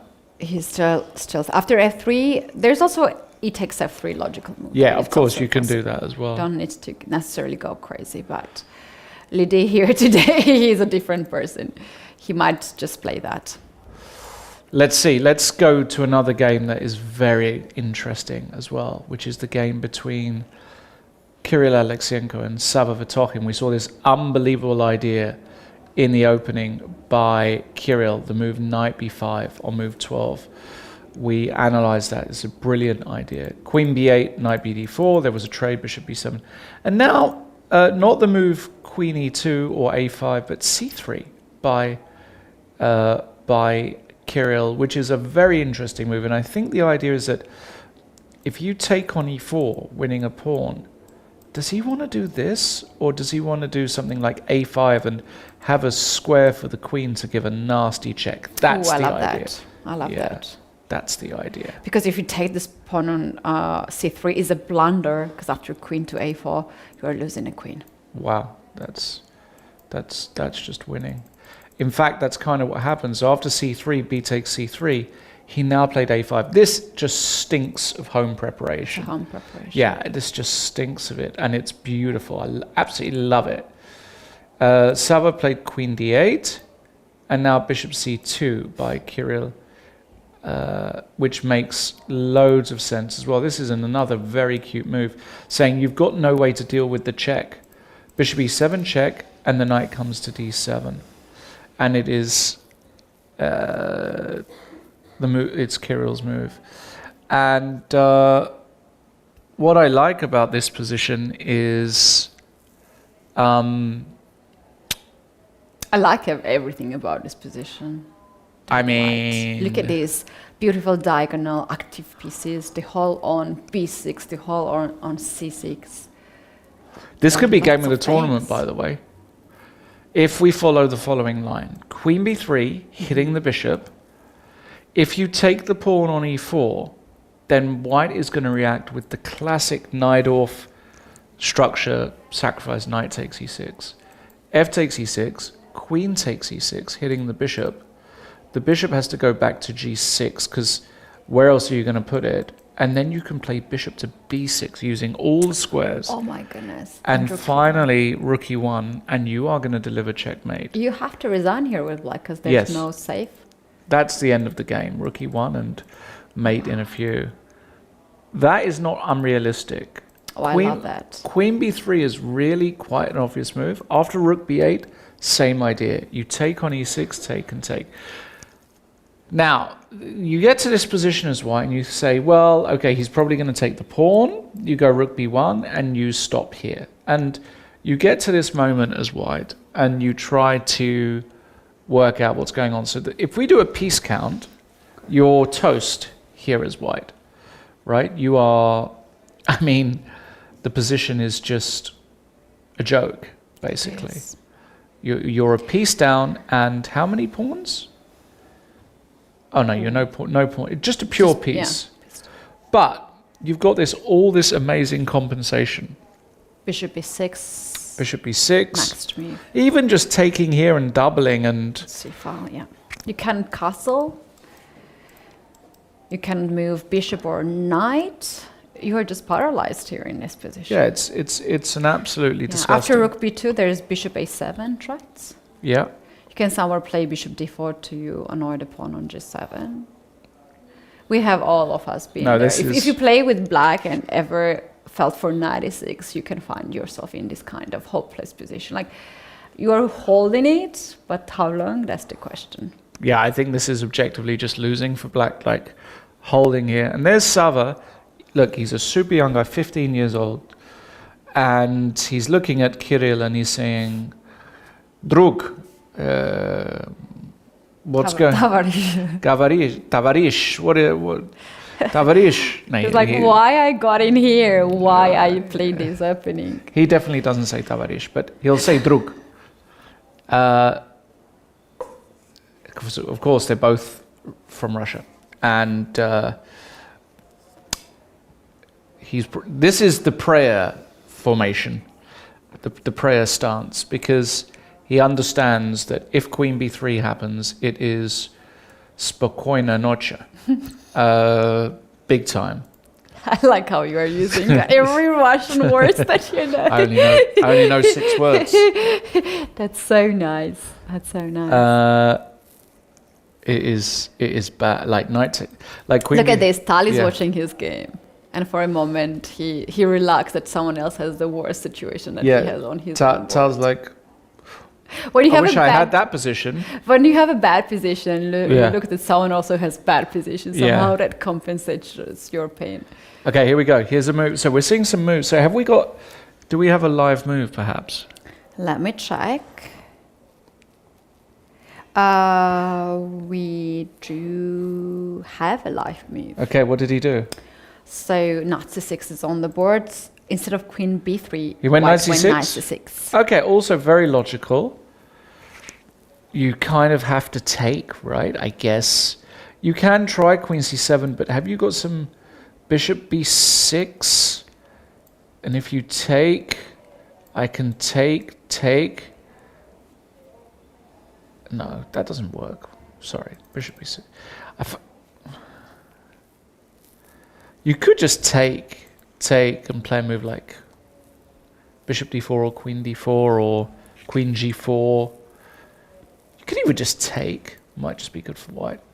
Maybe not. Black's stable here, knight c5.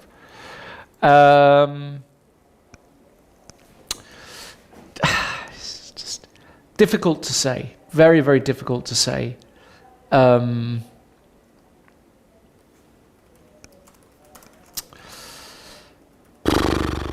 I would have gone queen b3 here, 100%. 100%, because I would have seen this sacrifice and I would have just wouldn't been able to control myself, basically. But it's good. You see that it's actually just very good. Do you know Russian school to control yourself? The Russian school to control myself? What do you mean? Yeah. So when you want to play, like there's a move and you see that it's a good move, Yeah. and you want to play right away, how they are teaching in Soviet chess, they are saying that you have to sit like... Yeah, sit on your hands. Yeah, and not to... Yeah. And you might see a kid something sitting similar. like that. Yeah. You have something similar? Well, not quite, but not far off as well. So, I mean, we do have... I have never had such thing. No? Mm-mm. Well, I never play a good move, so I wouldn't know. But yeah, I know what you're saying. You're so humble. It's true. I haven't played a good move in about 13 years or something. Because you don't play chess now. For how long? True. 10 years? I didn't, something. 10 years. Well, no, not 10 years, but yeah. But anyway, the point is, I still think that Savotokin's got some problems, although I wouldn't have gone knight c6. Let's go back to the board one. We have a lot of changes there. Oh, okay. We last saw it. He did go d5, Ketty. This was the last position we saw it. Yeah, good guess. He did go d5, takes. We saw this. And rook c1. Okay, hitting the bishop. The bishop finds a nice square back home. Queen c4, rook a8, totally normal. Rook fd1. There's a trade. And it's white to move. Zero problems for black, of course, right? In fact, white has got a bit of a decision now. How to recapture this queen. Does he want to do it with the pawn? All three captures are actually legal here. All three captures are actually legal, which is very, very interesting.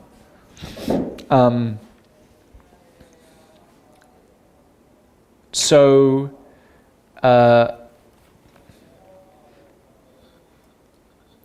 What do you have the game? I'm just trying to work out which one I would play here as white. Yeah, tell me.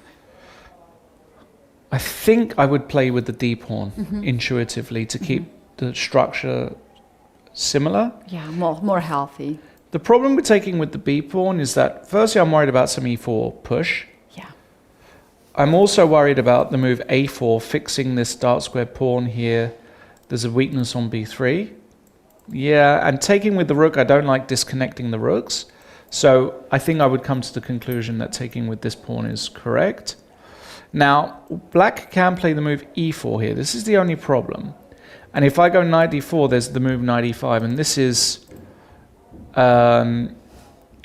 very, very bad for white, the fact that this knight can come in.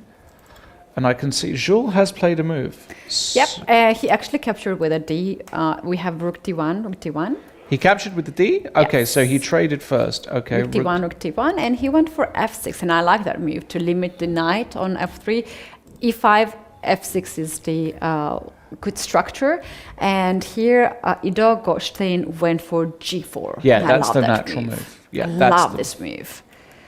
That's As black as the dark square bishop Yeah. and all the king side pawns are on the dark squares, you want to somehow fix them. King to f7 has been played by Jules, and he has half an hour. He's 20 minutes behind on the clock. yeah, that doesn't But he matter. does very often. He likes to spend the time from the clock. But look at them, they're not that interested, both of the players, because with taking on d1 and playing f6, Jules has shut the shop. This is not a serious winning attempt. And actually, this is just going to be a draw. There is no other result, I think, that is possible. If Jules really wanted to go for the win after d takes e4, he would have played e4 and tried this idea of bringing the knight to d3. But clearly, he was not in the mood for that, and clearly he, is quite content with a draw. So, I fully expect that position to be a draw, like almost 100%. I would say that ends up being a draw. That position. We have a lot of other interesting games too. If I Okay. may suggest to go board 10, we have quite interesting setup there, and we can just maybe talk a little bit about that position. Where we have Paul Felton, Grandmaster from France, Yes. against Which- Indian FIDE Master, board 10, Board 10. Mustafa Hiya Yes, Hossein Hoyayev. Yes. Oh, wow, that's a difficult. that's a difficult one. And he's not from India. It's, what is this country? I'm not sure. Let me check. Tajikistan. Tajikistan. Okay. Yeah, I don't know. Yeah, Tajikistan. There's the flag for Tajikistan, right? Tajikistan. Have you been to Tajikistan? I've never been in Okay. Tajikistan. Have you? No. Have you been to a lot of the stans? Kazakhstan, Kazakh- and it's one of my favorite countries. Okay. I love people there. Right. Also, some of my favorite chess girls are from Kazakhstan. Yeah, your friends. Yeah, like Shansaya, for instance. Oh, Ah, you lost your hand. Oh, Shansaya, she's a good friend of yours. Yeah, I like her. Like, I'm so unhappy that she's not playing chess. She's What one do you of the mean last she's not playing grandmasters. chess? She has not been playing chess for a year already. Really? Yeah. What are you allowed to say? I think she's doing really good job with her School. Yeah, she has the academy, really nice one. I think few branch of the academy, and she has a lot of talented kids. And in fact, one of my favorite coaches, chess Yeah. coaches, one of my first coaches was Yeah. also the first coach of Shansaya. Ah, okay. So we have so much same understanding, because this coach that we work together, both of us really alike, and now he is one of the main coaches of her academy Wow, there in okay. Kazakhstan. Another thing that I like in Kazakhstan is the chocolate. They have very nice chocolates. Okay. And for the first time I ever tried the horse meat was in Kazakhstan. Oh, wow, I can't okay. say it was my favorite thing, to be honest, but you have to try things I think like that. for me, I couldn't eat horse meat. I love watching horses, the love horse horses. racing, and there's such beautiful animals. I mean, horse meat would be difficult for me. Yeah, I understand think- that. But like, this is the culture of the country, course, right? yeah, And myself, I'm from the country where we consume a lot of meat, and I understand that's sentiments. But like, without that, people in the mountains cannot survive. That's another thing too. So Yeah. it's all about the culture and everything.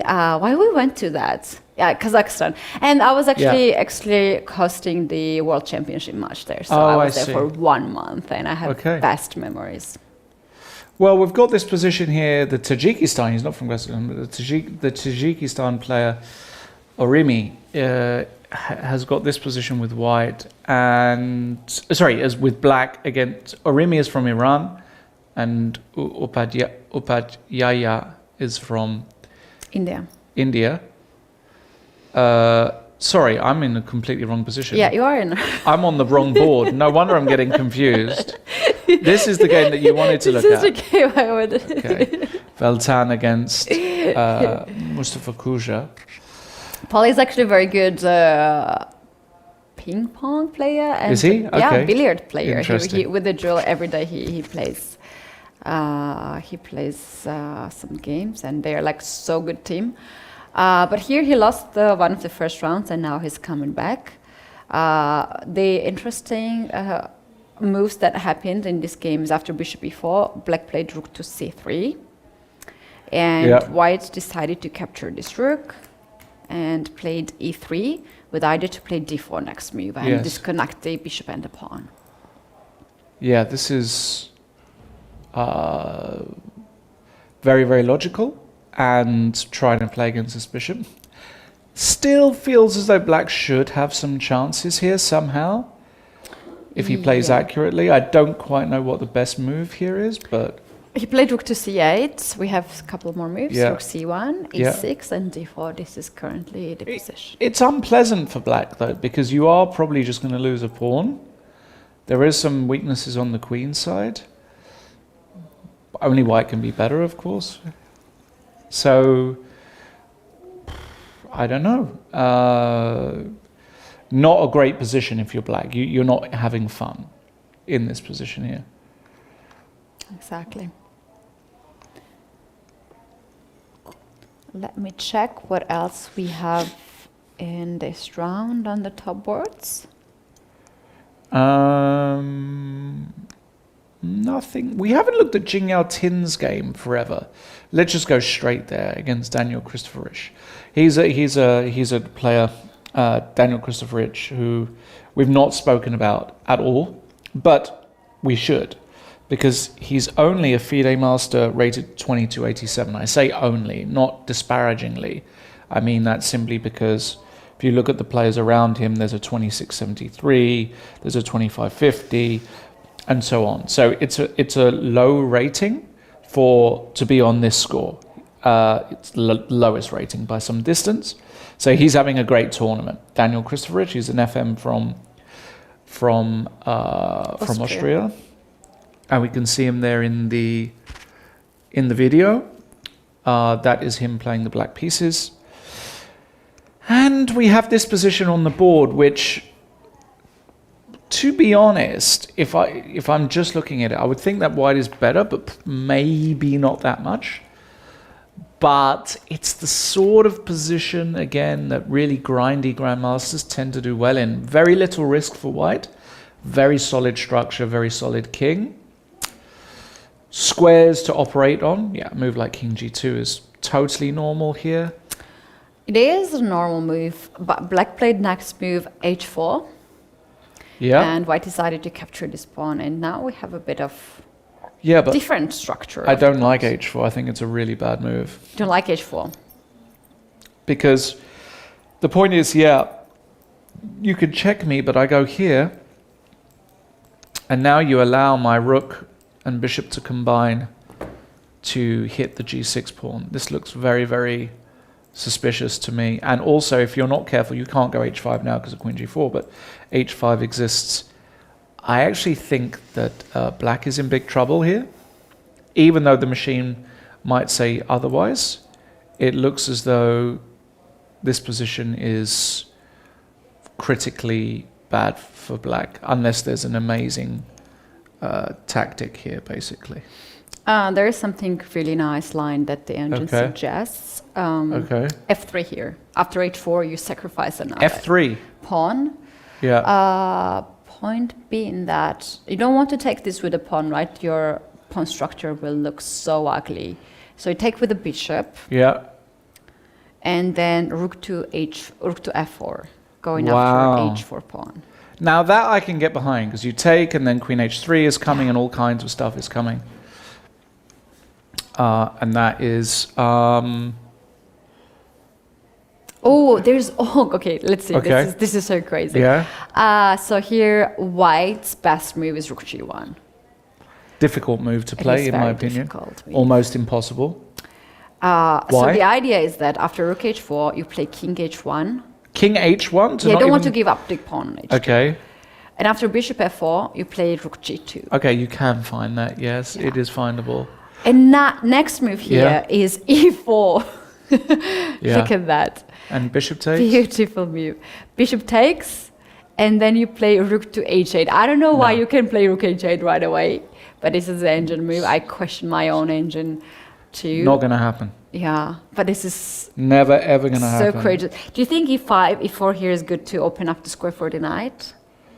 I think it's just too. No, I mean it's just not. If he plays e4, I think we have to get the scanners out. Yeah, we're going. We're going back upstairs. I imagine every time you say that, I imagine you in this police uniform, which will be very good on you. That's what I'm gonna. Oh, thanks. Should wear it tomorrow. You should wear it tomorrow. No, And the point. with the scan in the hand, No, the I po- would be terrified No, if no, I no, was no, a no. player. Look at his moustache. Can we get a Oh, full? that's so French. Can we get a full screen of that, please? Because that's quite the moustache. Look at that, the twirly. The ring as well. Wow, we Look- have second time this Oh, and he's- mafioso ring as you name it. Yeah, the mafioso ring as well. That's kind of the mafioso ring is And serious. look at yeah.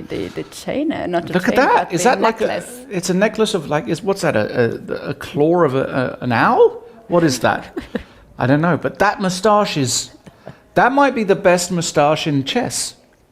That might be the best. Look at that. Look at that Oh, thing. the rings! Look at the rings! And the Oh my rings. god! Let's go full screen He's again. my favorite player of all time. So stylish.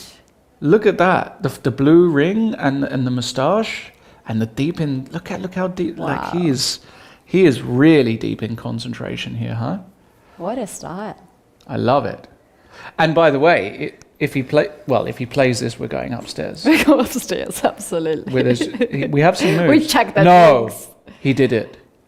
What? He We're played going- f3. No, f3 is findable. I mean, f3 is really findable. Wow. Because, I mean, it's brilliant. I mean, it's absolutely brilliant. It is findable because you understand that you want to go rook f4, rook h4. If he starts playing moves like e4 and so on, we're going to take a break. This is a bit of a shock. I think this is a very unpleasant move for Jing Yaotin to face. And I think that goodness. this is just a Look at the technique also, how he's spinning the bishop in the hand. Let's experienced go player. back to the full video. we don't want to miss any of the action that is happening on the board. Well, I mean, there's only really one move here. You can only take with the bishop, nothing else. Taking with the pawn. Let's see that take with the pawn as well. Oh, taking with the pawn is kind of Like interesting. bishop f4 maybe. Yeah, but you deprive the bishop to come back and defend. I think you can still go rook f4, basic. Rook f4, h5. I was thinking some bishop, queen f6, bishop f4, queen h4. Yes, but the rook will come to h1 and defend everything. Maybe he will take with the pawn. Maybe this isn't stupid at all, actually. Because after rook f4, can you go h5? Or is that too greedy? Is that too greedy, h5? Rook, because... Rook g8. Rook g8. Rook g8? Yeah, absolutely. Why not? Wow. Bishop d5. 1-0. No, it's Rook not h4 is the bad. move. You give up all your pawns and you mate the guy. Because that's just mate. Rook h1. Queen h3.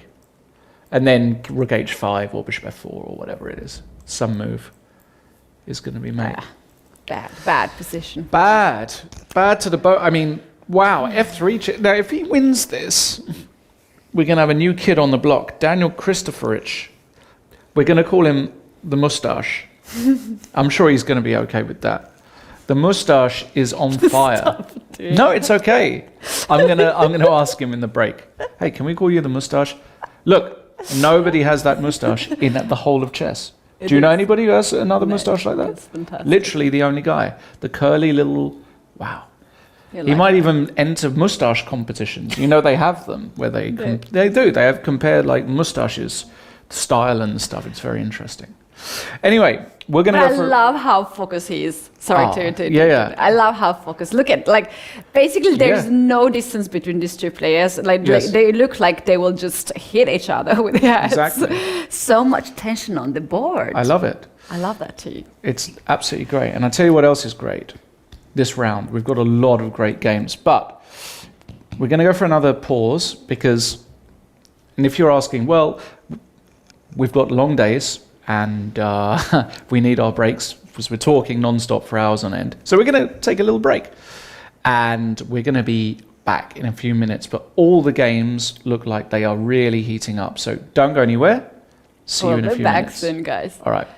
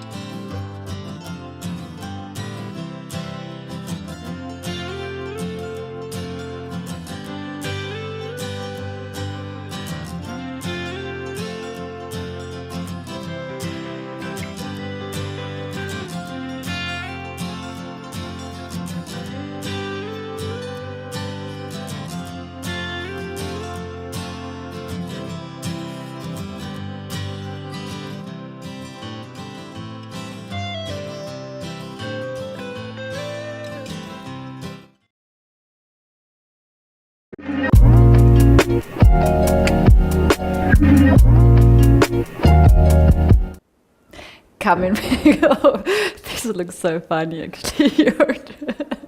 Sorry, coming back from the break. This is Sunway Sitges Festival Round 8. Lawrence, Katie and Lawrence soft drink here in the studio. Lawrence, we have 3 games down. Top 2 games has ended, and also one game on board 4, board 5 Yes. has ended. We have to catch up a lot of games. Yeah, Let's do that. a lot of games finished in the past 10 minutes. No big news on the top 2 boards, I'm afraid. 2 draws. The game between Maritzi and Joseph Girel, we saw that this Queen's Gambit accepted was not really going well for White, and White did find a way to actually kind of hold the balance. If we go back here, it went bishop a3, takes, the knight did come back, good move, rook a1, bishop d7, bishop f3, and the bishop nicely sits on e8 now, out the way, protecting the knight. Rooks are connected, knight to c4, trade, another attempt at a trade, and knight e5, very nice move by Girel. The idea is that if you take, I take back, I'm hitting the knight moves somewhere, and I can now liquidate with d4. And in fact, you've got to be a little bit careful here as White. You've got a few weaknesses on the queen side. You would take black here. So White went king f1 instead, takes, b5, there was a trade. This move, the bishop came to e8, and then there was another trade, and a trade of pawns, and rook d6, and then eventually a repetition. With the rooks, totally fine result, and the correct result. The correct result. In chess, often the correct result is not the result. In other words, let's say you're winning and you've been pressing for 6 hours and you make a silly blunder. Well, it's almost like, well, that's a shame that happened and unexpected, but this was totally expected. Yeah, true. As well as the draw in this game, this is the board 1. Yep. And they actually just trade everything so fast. Yeah, we And saw then it around draw. here. Yeah, after f6. I said once Musa doesn't want to go e4, he's not interested in doing anything but make a draw, and they swap the pieces off. It's a minor piece ending, and just a after he takes f4, maybe f5 here, I guess is the move. I don't know. It looks like just a total draw. There's nothing you can do.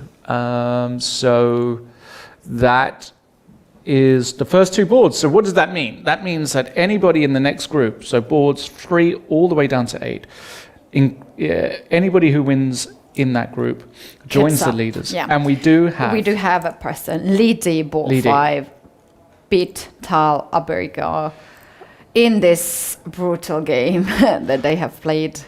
Let's check it out, the end of the game. Yeah, we last saw it after move f3, which is, a desperation move. We saw this great tactic, bishop takes f3, but bishop f5 played by Lidi is absolutely fine. There's nothing wrong with this move at all. Tal played rook c1 and e3. The pawns are coming. You just can't stop these guys racing down the board. Rook e1, rook c8. There was a trade, hit the queen, and then finally the last pawn to d3. You can't do anything, you have to take it, and now the queen takes, and now with this bishop basically completely offside, this bishop doing nothing, the pawn's going to come, the bishop's going to come, and it's just going to be over, and that's pretty much what happened. Actually, he took a pawn. And that was it. That was enough for Tal here to play. He cannot really do anything. He cannot stop Black's threats here, such as bishop to d3 and bishop to c3, and Black is promoting the pawn. And that was actually one of the best games of this round. Knight g5, pawn g5. Beautiful game. I love this one. Beautiful game by Lidi. And what that means is he is now on 6.5 alongside the 4 on the top 2. So there are now 5 players on 6.5. The next question that we're going to see during the next hour or so is, are we going to get anybody who joins them? So let's get straight to yes. I'll suggest to go to the board 4 because we have this crazy position here. Amazing game. Yeah. And the development of this game is even more exciting because after f3, this is the last time we saw this white capture with the bishop, and Black actually decided to give up the exchange here. Incredible move. Rook takes f3. We were looking at rook f4 with the idea of taking here, but the moustache said no. I'm going to get a lot of heat for that. He needs that name because it really is a fantastic moustache. Rook takes f3 by Daniel Christoforish. What an interesting exchange sacrifice. It's very interesting. You corrupt you completely destroy I love this one. the king side, and you play rook f8. This is the sort of thing that you see in some French defenses, some rook takes f3 exchange sacrifice. And after rook f8, well, we have this position here after rook f8. White now here played the move rook to e1. So he's trying to get the rook to e4. Clearly, that's his idea. You know what I really like in this position after bishop being off the board, light square bishop? You can also play a6 and knight d4, getting this knight also on the king side, attacking on f3. You might get this knight on f5 later on to jump on h4. So many ideas here. And of course, after a6, knight c7, knight d5 is possible. But what is knight really doing on d5? Correct. Not much. Beautifully standing there, but nothing. But Black's knight doing a great job. And in this position, if Black gets f3 pawn and then h pawn, it is more than a compensation for an exchange. This is a very dangerous position for White. After rook e1, as you said, a6 here, followed by knight d4. Let me put it like this: if the pairing was the other way round, and Tin Jingyao was black, and Daniel Christoforish was white, I would be saying this is 0-1. So in other words, I'm a big fan of Black's position. Love Black's position here. If he wins, if Christoforish beats his grandmaster opponent rated exactly 301 points higher, 301. 300. He 100% has got an IM norm, and he might even have a chance for a GM norm.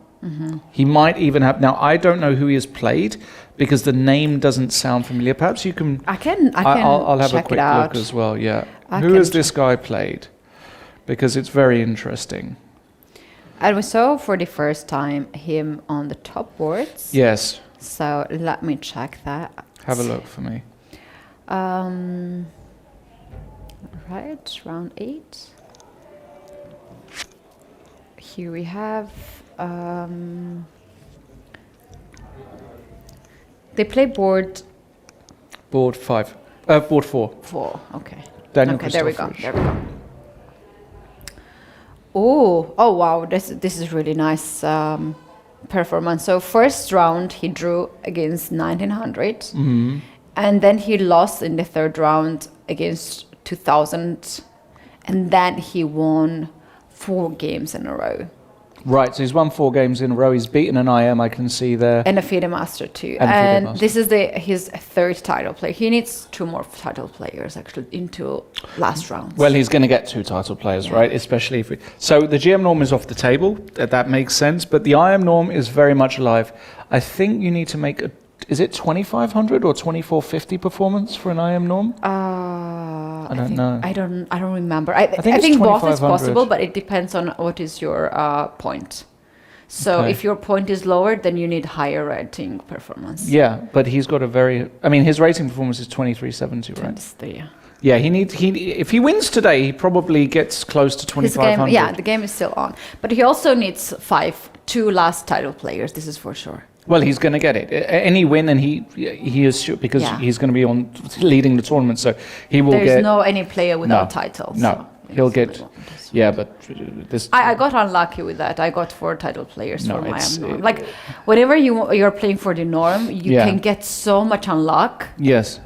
Not even enough rating performance, not enough flags. You need 5 Yes. flags as well, and not enough rated title players. Yes. So that's why it is so hard to chase the norms interests. But the position is amazing, and the game is amazing itself. And well, let's see how this continues. We have to go right away on the Yeah. board 3 because we have some terms of the events there. Kirill Alisenko and Yes. Sava Vetohin. We last saw it after knight c6. We were saying how in this crazy position there's a pawn on c3, the move queen b3 with dual threats of takes, and the sacrifice on e6 looked very dangerous. Knight c6 not such a big fan of. We did get a trade. The rook came to c1. He took the pawn, So at the moment white is a pawn down, but the black king is in the middle of the board, and that's where his compensation is. Bishop to f4 hitting the pawn on d6. Knight to e5. And that's where we are, or we have some more We have moves? some more moves here in this position after 95. We have rook to a3, a3. hitting the queen indirectly. And then we have Queen c5. queen c5 and white went b4. Yeah, that makes a lot of sense, right? Queen took on b4. And What? this is currently the position, yeah. It's actually a What do you fine mean? move. Queen b4. He wants to then take on e4. Sorry, I thought rook b3 immediately won. I was like, hold on a second. But Queen you can e4 take on with e4. with a series threats of queen g2, queen a4, and queen Yeah. f4. And yeah, so you can't take that. Yeah. So instead, what do you do? Rook g3? Yes. Rook g3. Wowzers. This is a real... I mean, half of white's pawns have just left the board, but actually, this is very dangerous for black. Because, okay, so my threat is to take on g7, right? This is clear. If you play a move like knight g6, I can now go rook b3, switch back. And the point is that after queen takes e4, now the d6 pawn is available to be taken. So I can take with the bishop or the queen. I don't know which is best. And in fact, because the squares are covered, you then have to go king to f6. And in the worst case here, I go rook f3 check. And most likely you have to give up your queen. I can't imagine you're going to survive after king g5, queen d2 check, king h5, rook h3. Eventually, you're going to end up getting mated, which is not good, and he won't allow that. So knight g6 is not really possible. Now, if you take on e4, which is the move you first consider, It's possible. the question is, what do you now do against bishop g5 check? This is the point. The rook now protects g2, and this looks... I can go king f8. King f8, I'm going to queen take on d6 with check. And king g8. Yes. And now you're confident that basically, maybe you are. You're confident that you're not getting mated on the dark squares, because any bishop f6 or bishop h6 that I play, you're gonna... I have extra 2 pawns on black here. It's Yeah. too much of the material. It's a lot of material. So if I go like bishop f6, you're gonna go knight g6. Knight g6, yeah. And no attack, right? Basically. You know what? Alexyenko's really misplayed this. Yeah. He's really handled this quite poorly. Before was, I think, the mistake here. And I think that Vitohin has got a real chance here to win. Like Exactly. a serious chance. He just captured queen e4, Yeah. this position. Mhm. And now if you don't play bishop g5, the bishop is hanging on f4, right? So you have to move this bishop away. And if you move the bishop away, like you say bishop e3 or anywhere, or queen d2, black displays king f8, king g8. I'm happy to give you this this pawn This back, pawn. because I have extra 2 more pawns. Yeah, this is... I mean, it's still comp, right? Because you can feel the compensation is still there, and you feel like somebody like Alexyenko... Yeah, he will not give up here. He will No. still play. But they're like, let's say knight g6 here. How serious is this attack? I mean, this attack is not very serious at all, right? It's just that not this knight just hold. This queen is beautiful as well, controlling some squares. Also, a4's hanging at the moment, so you've got to do something about this bishop. And the bishop doesn't even have a good square. It can come to b3, but it's hitting nothing there. Exactly.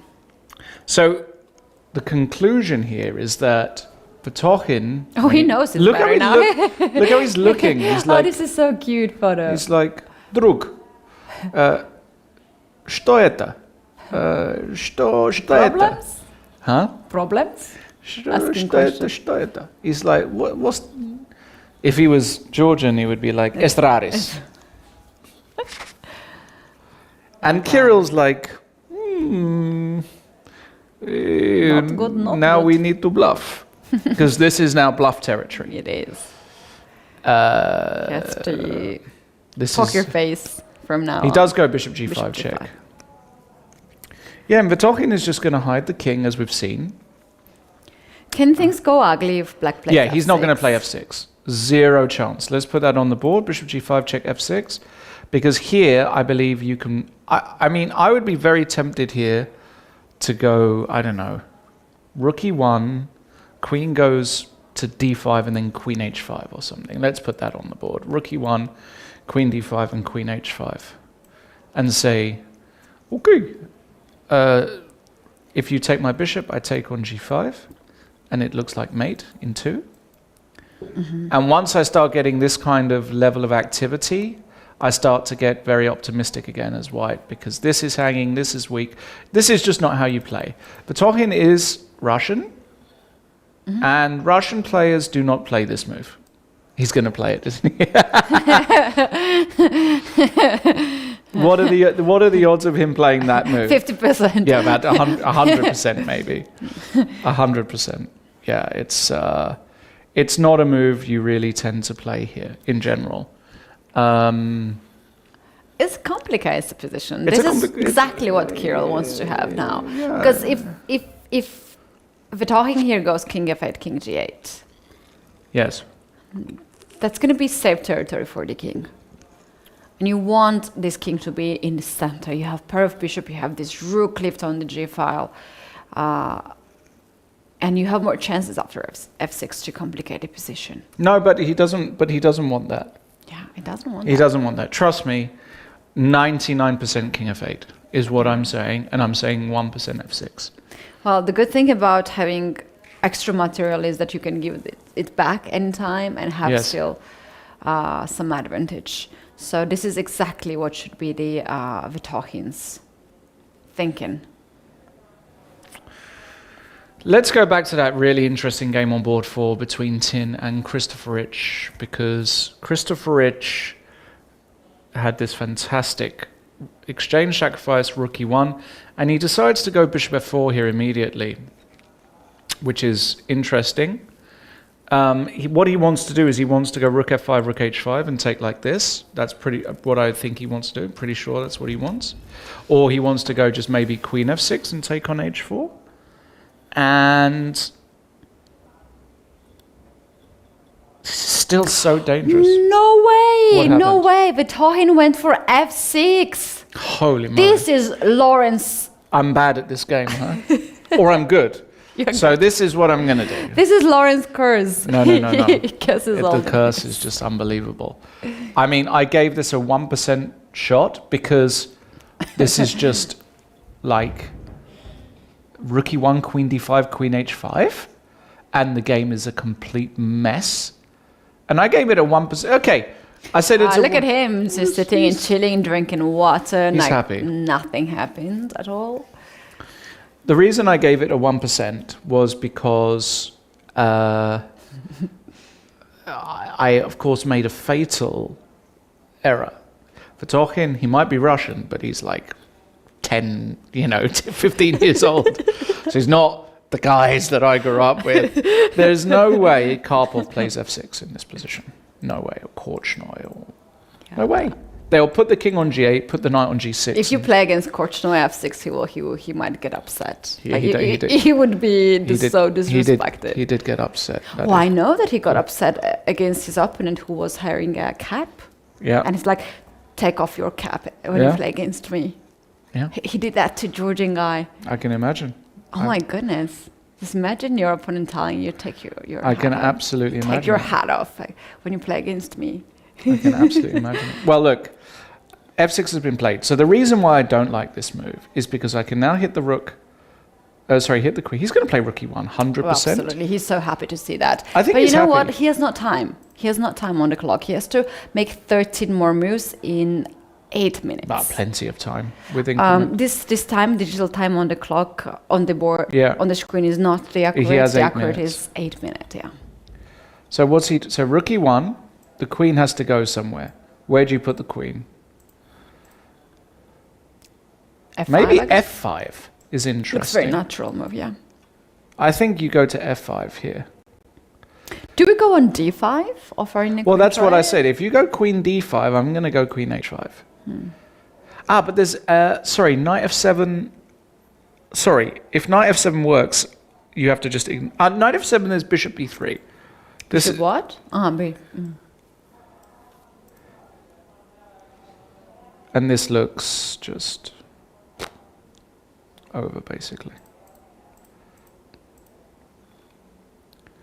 This looks just over. So, bishop b3. Rook e1 on the board. Shall we also check what is happening after queen f5? Yeah, I think we should, because queen f5 looks more natural to keep the queen closer and not get hit. Queen h5? Well, Then I can take on g5. Yeah, I'm not sure we can do that now. I think you can go bishop c1. I think this is what will be played with the idea of putting the bishop on a3 and pressurizing here. And you're threatening rook takes g7 check, obviously. So there's a few things to deal with here. If Vitohin loses, which is still very possible, it's this move that cost him the loss.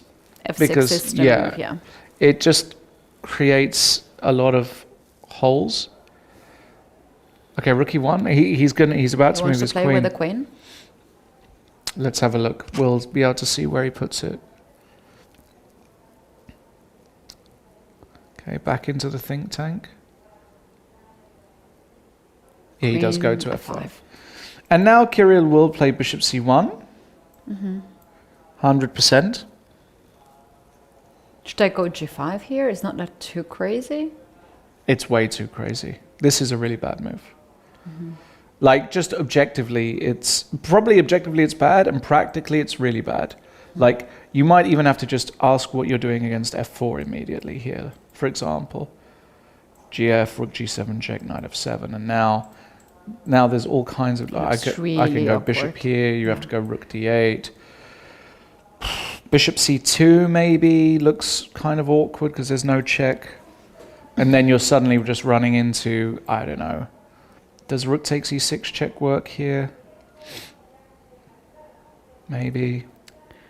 With queen g4 ideas, right?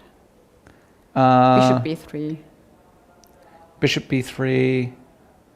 You've got to be a bit careful not to leave this rook hanging. Maybe bishop b3 right away here. Bishop b3 immediately. Looks good.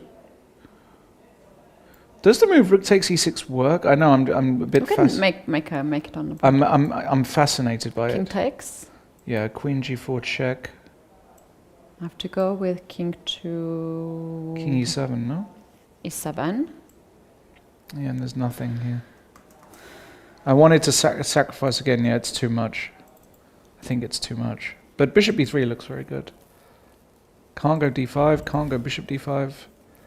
Looks very tough. Yeah, you can't go g5 in this position. Then what should do? Well, what black should do then? Well, that's a good question. And that's the issue with this whole position, is that if you want to play king f7, then why Yeah. do play f6 and then king f7? Because you are giving up your d6 pawn Exactly. again. it's very difficult to just allow this. Okay, we'll keep an eye on that game, but I think that basically there's still very good chances there for Alexienko, practical chances.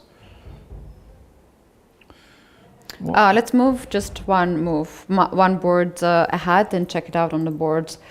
For Daniel and Tin, they have made a couple more moves. Yeah, knight c7 was played by Ting. He obviously wants to get the knight to d5. Queen e7. Queen e7, knight Knight d5, d5. you take, and knight takes f4 and rook takes f4. Rook e4. Rook f4, rook e4, knight d4 is on the board. Rook f4, rook e4, knight d4. Too much changes now.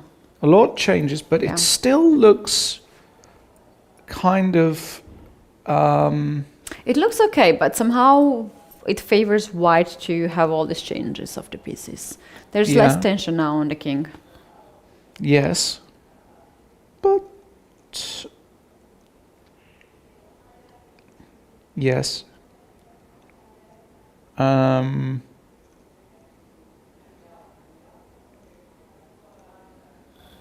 Still difficult. Still tricky. I still don't know who I would rather be here. I think I'd still take black. I think I'd take black here. Yeah. Yeah. I still think that there's some issues with f3. I go queen h5. If I play queen h5, you're almost in like some sort of total Zugzwang. All right, if I take the rook on f4 now. On f4, queen Yes, takes. queen takes. Oh, actually, e takes is not stupid at all, but I'm going to go queen takes, which is more natural. And point being that I can move my queen or king because f3 pawn is hanging. But I can play b4 here. Yeah, in this b4 is very position. good. I have to go b6 Takes, and takes. take on with the d And I pawn. have to go a4. Yeah, you go a4, and here I wonder if I should give the check, force the king back and go queen h5, threatening this. And this is the sort of position that can end in a draw very quickly. You're a bit slow with a4, a5, and even if you get through after you go rook b7, I'm going to go king h6 and g5, and I'm... Funny blunder here if you play a4 offering queen trade. Knight f3 wins the game. Exactly. Knight f3 wins the game. Let's see him. My guy. He's my new favorite chess player. This guy is just fantastic. I mean, he really is great. What's his name? Christoph Risch. I need to learn how to... Christopher Rich. Yeah, I actually need to know how to... Christopher Rich. Yeah, Sure. I need to know how to pronounce that name. It's crazy that I don't know how to pronounce that name, actually. Christoph Risch, I'm just looking at a bit about him. 2287. He's won 4 in a row, which is amazing for a start. I mean, this really is amazing. And, yeah, I mean, if he wins today, is he going to win? No, he's not going to win, right? Basically. Well, it really depends, right? one small blunder here from white. If black gets one pawn, that's going to be very difficult to guard. Yes. Oh, we have a move there. White Yes, played which one? Queen to c1 Queen to instead c1? of rook f4. Queen to c1? Mm-hmm. Where are we? All the way back here? Yeah, after knight to knight d4. Here, Queen to c1? Yeah. No. Yeah. No. This move is not... Really? I mean, maybe, but it looks very... So you're giving up on f3. So I can take... You can't take. If you take, I take. Oh, you take rook on f4. Yeah. And it's not... We have to calculate then. I have to go queen g5 check first. Get out the way. King moves, and now I take. And what you're saying is you want to take. Now, obviously, you can never take with the queen. Yeah, I have to. So I have to take with the pawn. And White is saying that this transition is actually good for him. For example, after a move like queen f1, putting the queen on g2. And do you know what? I absolutely love it. I absolutely love what he's done here. Because he actually gives himself winning chances again. Because even though it looks still dangerous, when you put the queen on g2, there's some issues with the b7 pawn. How about 95 here? 95? Mm-hmm. And if I go like check, I can even come check and play rook g1. No, this is very bad.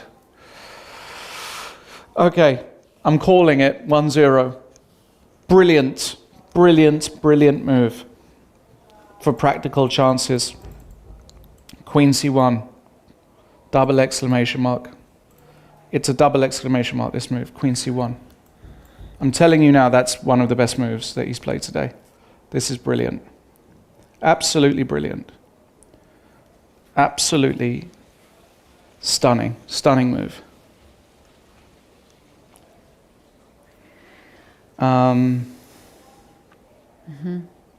Just brilliant. So let's say queen g5 here. Yeah, queen King goes then h1. Yeah. And shall we repeat the position? I don't think you can. Queen to... Yeah, but after queen to h4, I'm not going to go king g2. I was thinking of queen h5, actually. Queen h5? Mm-hmm. Okay, but I take now, and then I take. It doesn't work. I can take twice. This doesn't work. I take. And now you're really losing. Yeah, I'm not. Yeah, you're not threatening anything. Yeah. This is very bad. So, brilliant. Queen c1. I'm saying 1-0 there. He's going to find a way to win now. Trust me. That's what GMs do against 2250s from that position. But he had to find that. And it's unfortunate for Christopher Rich because he had rook f4 earlier. He didn't have to sack the exchange. He played a good game. Oh, he's played a great game. But I'm saying, and look how comfortable Jing Yao Tin looks here. He looks very, very comfortable. Yeah, Black traded a lot of pieces here. He needed the bishop to have on f4. He needed, like when you sacrifice an exchange, you need the rest of the pieces to be alive on the board. Indeed. Let's look at Aloma Vidal. We haven't even looked at his games today. He always has crazy games.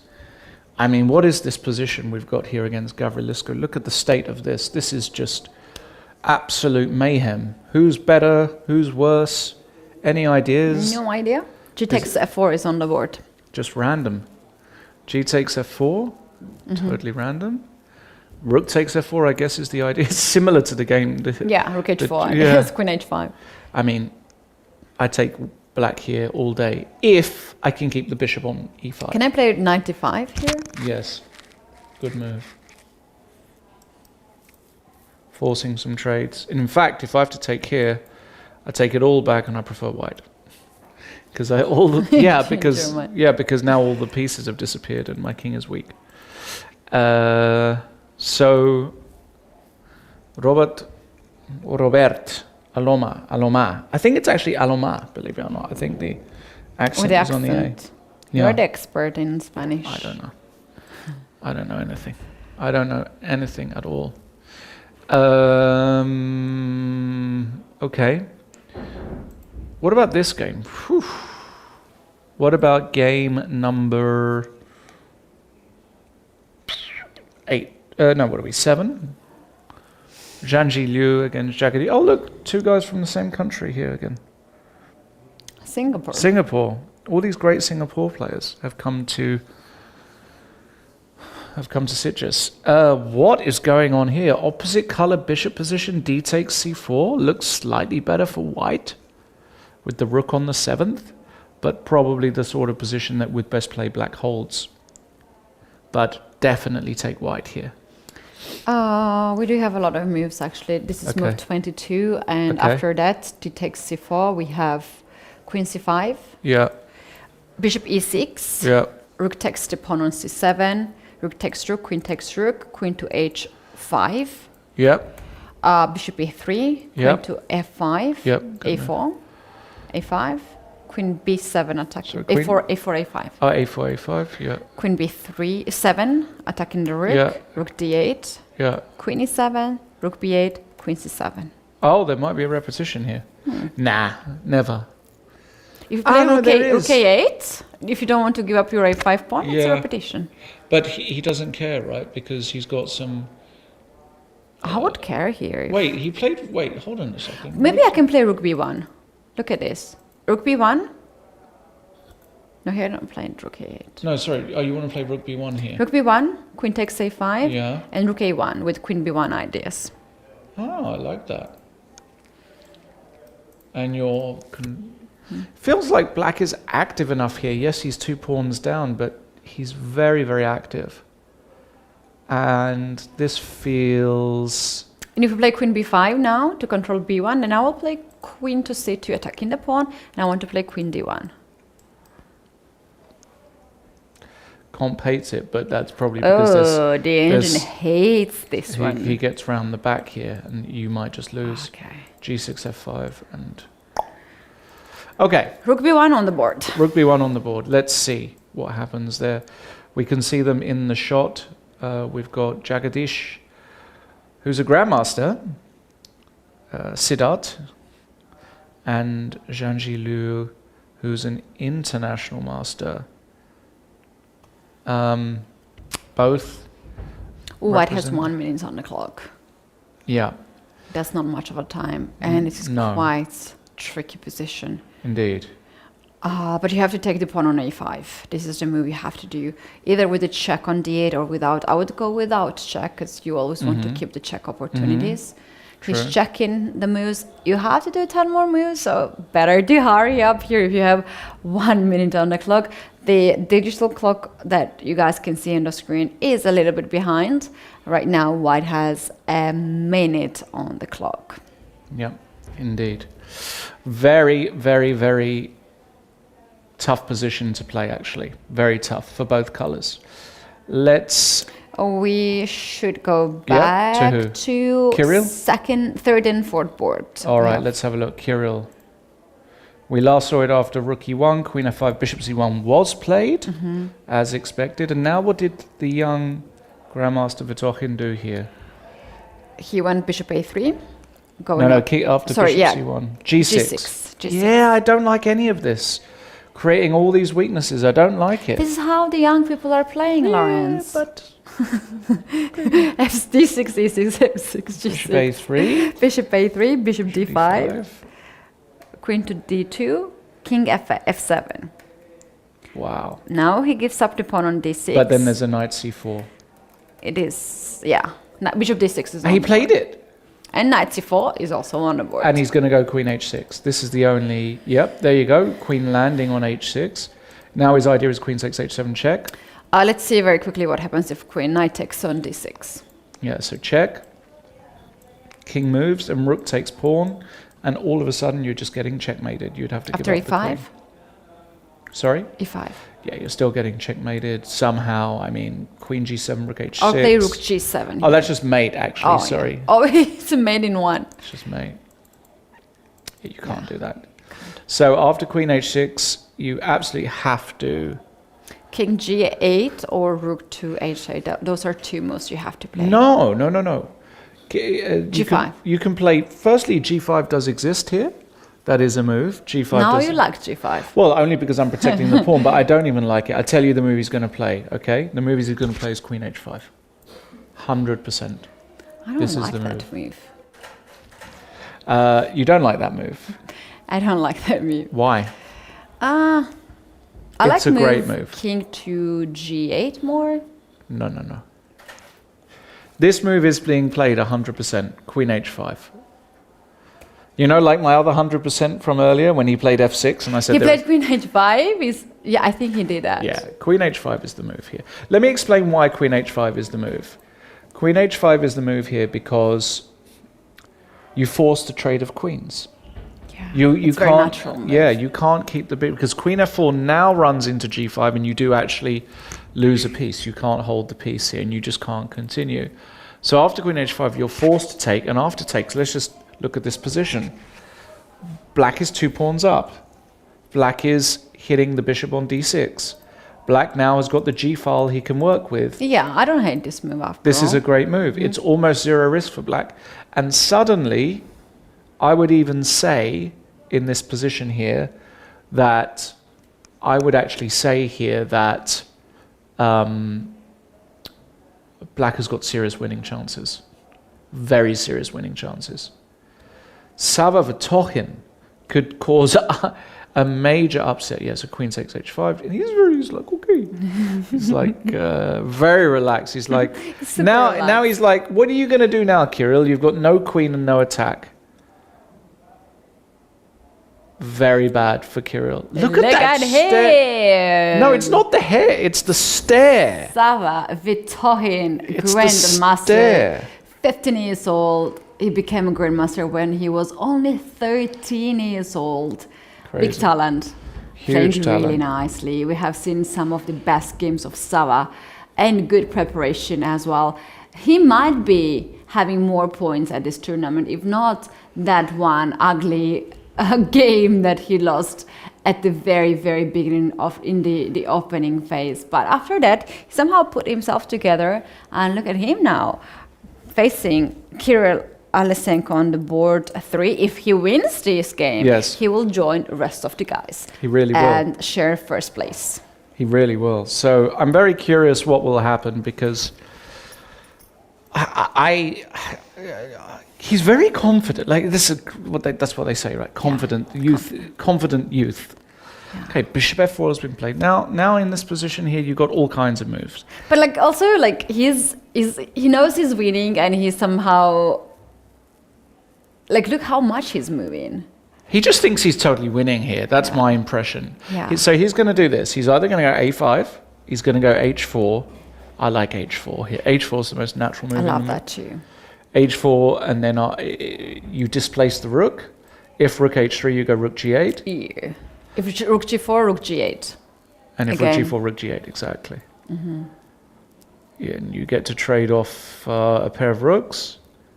You force white into playing a horrible move like g3. Now the And king I is played weak. h3 here, I guess. And you can go h3, you can do anything. You can play, I don't know, a5, you can...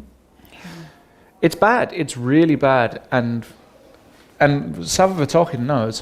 What's a real shame is that actually Kirill had some fantastic preparation. We should remember this knight b5 sacrifice. We'll have a that look he at it played. later. It's kind of almost game of the day today.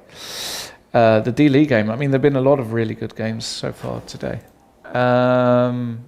Let's move to the next board 4. We do have some updates there Yes, in that okay. position. After queen to c1, black went for some changes after that move. So here we had queen g5 check, Yeah. king h1, Yeah. knight takes f3. That's what we suggested. This And is after rook takes f4, pawn takes f4, Yes. queen to f1, Yep. and queen to f5. That's a brilliant move. If we place queen somewhere now, Yeah. d3 pawn falls, and you want to Yes. play g5, g4 next move. Rook d1 and Okay. oh no, he didn't play g5. I Yeah. thought he would play g5, but instead he goes with queen to h5 with the sneaky, tricky ideas. If you play queen to g2, you're gonna blunder h2 pawn. No, you don't. Oh no, you don't. Oh, 'Cause it's a oh, pin. Oh, sorry. Take In that fact, back. I think he will play queen Knight g2. h4. Knight h4, is a take on b7, blunder. check. Queen h. King h6, rook g1, and knight back to f3. King G, rook g2. Rook g2, knight h4, and we have some sort of repetition, which is Okay. absolutely insane, but actually very likely if we get here. But are we going to get Oh, here? we have a smart move here. After queen to h5. Yes. Let's go there, queen to h5. Move 33. Queen h5. Yeah. Here, queen g2. Yeah. And black made this smart move. I love this move. King to h6. h6. Yeah, this is a very nice move. I love that. This is a gorgeous move, actually, because he's avoiding all these checks. So now I'm kind of thinking he might draw, but now white has got the move h3. Really love this move. The idea is that after knight h4, I now have a new square for the queen to appear on queen g4. And once we get a position like this, I feel like you're not going to hold with black if you have to trade queens.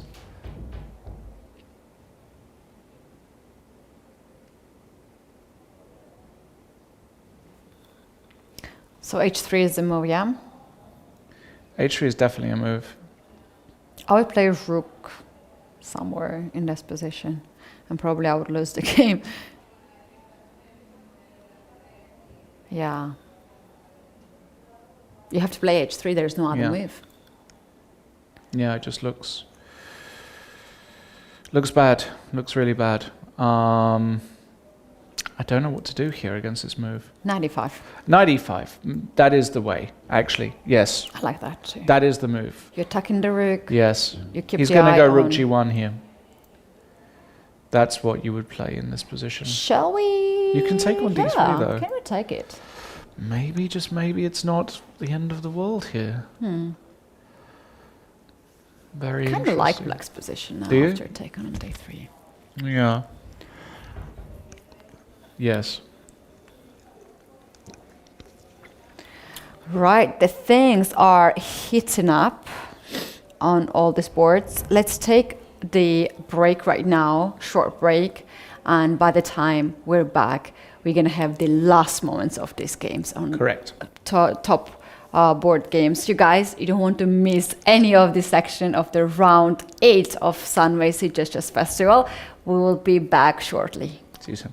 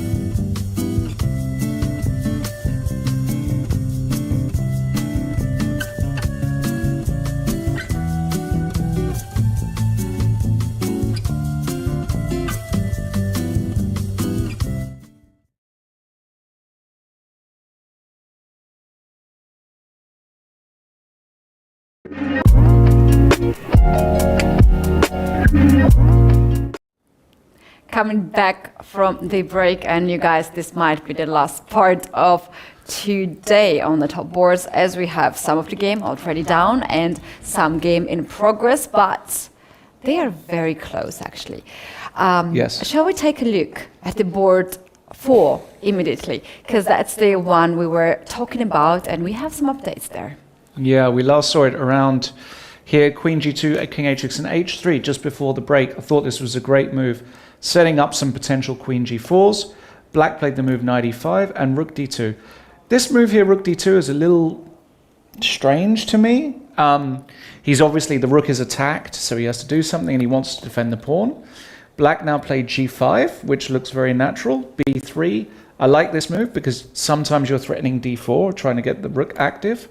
But G4, just moving the pawns down the board. White played D4 anyway, and Knight to F3. And this is the position we've got, attacking the Rook. The Rook will have to come back to D1, I guess. But now you can play... Rook went to E2. Oh, Rook goes to E2.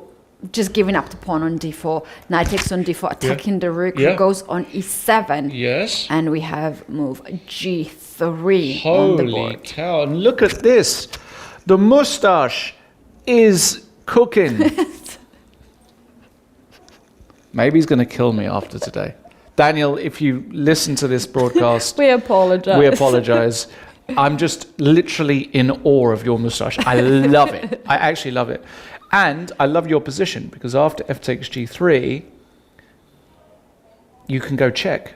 And you can't go King H2 because you lose. Oh, beautiful. So you have to go Queen G1, and now I have a draw. Queen F3 check, Queen G2, and what's really important is you would love to go King H2, but after takes, I can now take, because there is a knight fork, a brutal knight fork at the end of that line.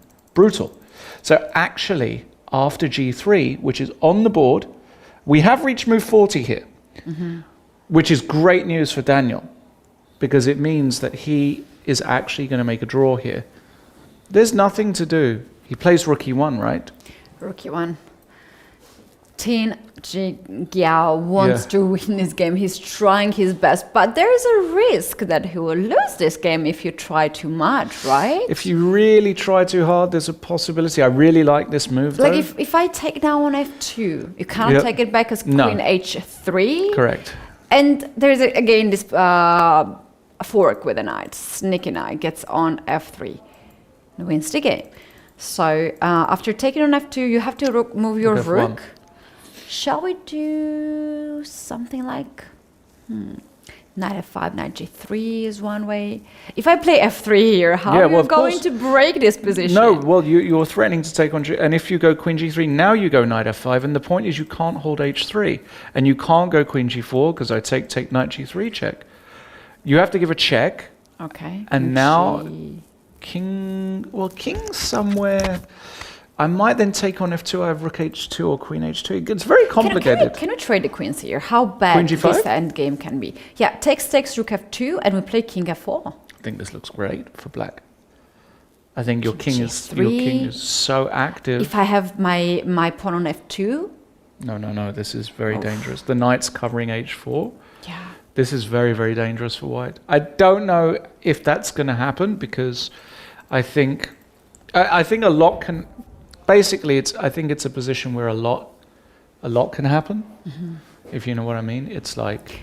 A lot can happen for both sides. Yeah, like I think there are lots of moves on each move. Yeah. There's not a forced way. So I think Jing Yao Tin is still planning to try and win this game. To trick his opponent, right? Yeah. And he still thinks I'm 300 points rated. This guy will make a mistake at some point. That's how you think when you play against lower rated players. But what about the Vitokin game? Because this was getting extremely interesting. So we last saw it after Bishop F4, E5, Bishop C1. He did play Rook G8, Rook D1. The knight came back to B6, Bishop C2, H4 of course, takes, and G3. Pawn takes G3, pawn F takes G3. And then we have Rook to C8, Bishop takes the pawn on H7. Wow, he gave that pawn. Bishop B3. Yeah. And this is currently the position. I'm kind of shocked. Is there no way to save this pawn? Why can't I go h5 here? Bishop e3. Bishop e3. Attacking the knight and the bishop on d5. Yeah, I've got knight c4 here. Yeah. I've got knight c4 here, just saving myself. But you're right, this is it's one of those ones, right, where, yeah, just by some tactics. You know what? After rook h8 and bishop h7, now it is white to move, right? So you cannot leave the first rank. You're you going to go rook e1. Rook or e1 f1. is the move. Yes. Well, rook f1 actually makes sense because you are attacking f6, but it feels more natural to go rook e1. Shall we do something like a5 here, a5, a4? a5, a4, I would play this move, potentially, as black. To trade to get off the pair of bishop. This pair of bishop is huge advantage for white. I love that move. Why not get the pair of bishops off? And now, after taking this bishop, look at the position.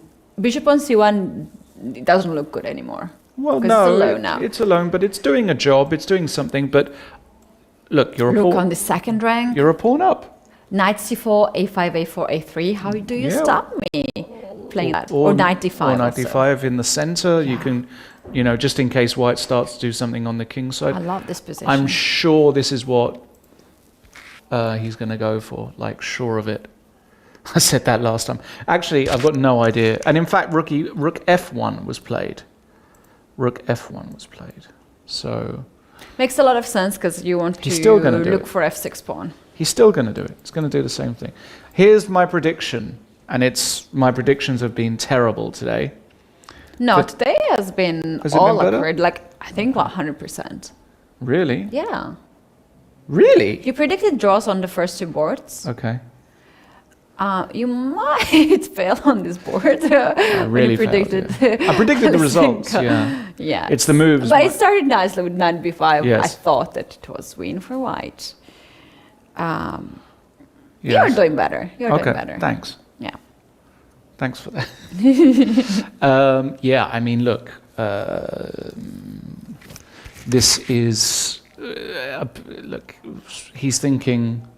What a spot I've got here as black.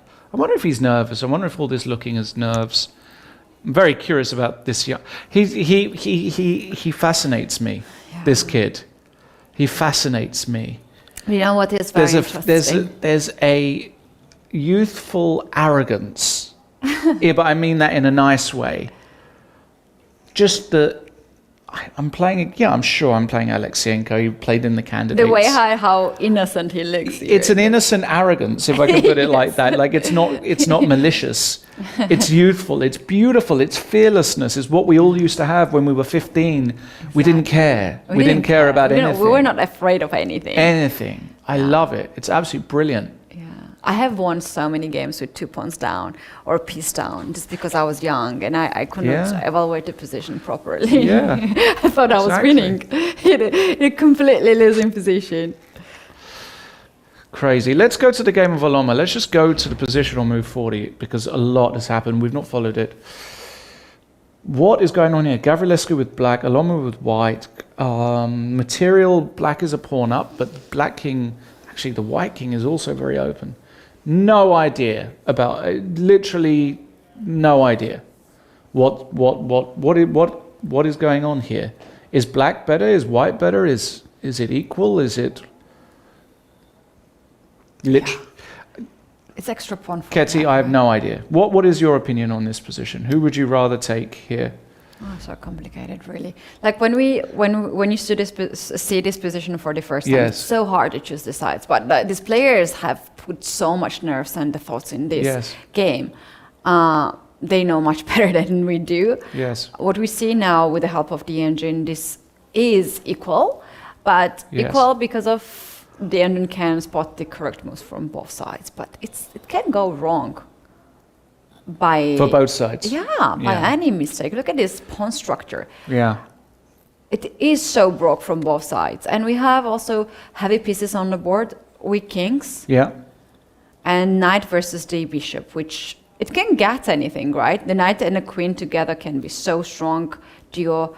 But the bishop is also strong itself, like bishop c1.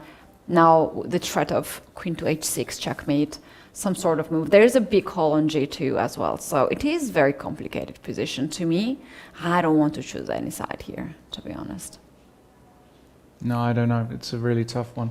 Really tough to say. I just don't know what's going on there, to be honest. I see some brilliant move on move 36, rook to d5. Shall we take a look? What was that? Oh, wow. Let's have a look at that. So knight 65, he gave up the exchange. So white was pressurizing on f6. Makes sense. And he gave back the exchange here. Big move. Big move, just to relieve the pressure on his position. Then this move, queen f5, apparently was a mistake. Shall we take a look from move 30, let's say, because white sacrificed exchange? White sacrificed an exchange, and then... Was it? I think there's just so much to cover here, and we haven't covered it, that I think we should just go to the position. Bishop c1 played, move 41. Bishop c1. Yeah. Love this move. He's threatening to come in here. You can't play rook g6 because the knight's hanging. If you play queen g6, I take the pawn. So how do you stop mate? Actually, how do you stop mate? Queen g6. But now I win mate, and I want queen g2 mate. No, but now I take your pawn. I take the pawn, the dangerous pawn. Yeah. And now you would... this is just... You would take white, because now you're threatening queen takes b7. Yeah. Rook g7 g7 is another thing. Yeah, rook g7 makes sense. And now I would play a move like bishop f4 to try and cut this knight out the game. Maybe bishop g3 somewhere. Sometimes, to make sure the king is safer. If I can go bishop g3, maybe even h4, just to block everything down here. Yeah. This looks... I mean... Oof. Still game on. No, this is still this is anybody's game. Is there any other move rather than queen g6? I don't think so. Bishop c1. How do you stop mate? No. Oh, there is funny line. What? Like if he plays rook g6, I'm going home. Queen. If rook leaves the Actually, first rank, then I have a checkmate. It's actually calculatable. Queen takes e8 and queen h3 is your idea. Yeah. And if rook e7 check, rook g7. And it's equal. And apparently, you can't do anything here as white except to give perpetual checks. Yeah. Which is actually There's also easy. queen f1 checkmate. And there's a queen f1 checkmate. Yeah. So rook g6 could happen because he doesn't want to give up the pawn. But rook g6 is an immediate draw. And actually, that's quite easy to calculate with 30 minutes on your clock. He needs like 5 minutes to calculate that. I think that's going to end in a draw. That's my opinion about that game. I think that will just end in a draw. Yeah. We looked at Orimi against Upadhyaya a little earlier. They've also reached move 40. Position is like this after move 40 again. They're not giving us an easy job today. Nothing is easy. Not one single game is I can just look at it and be confident. Don't know. Probably take white because black's king is a bit weaker, pawn is weaker, but I couldn't say. We'll keep an eye on it. Oops, sorry. We'll keep an eye on it. Let's go back to this one. We have to go back, yeah, because we have some moves here. Okay.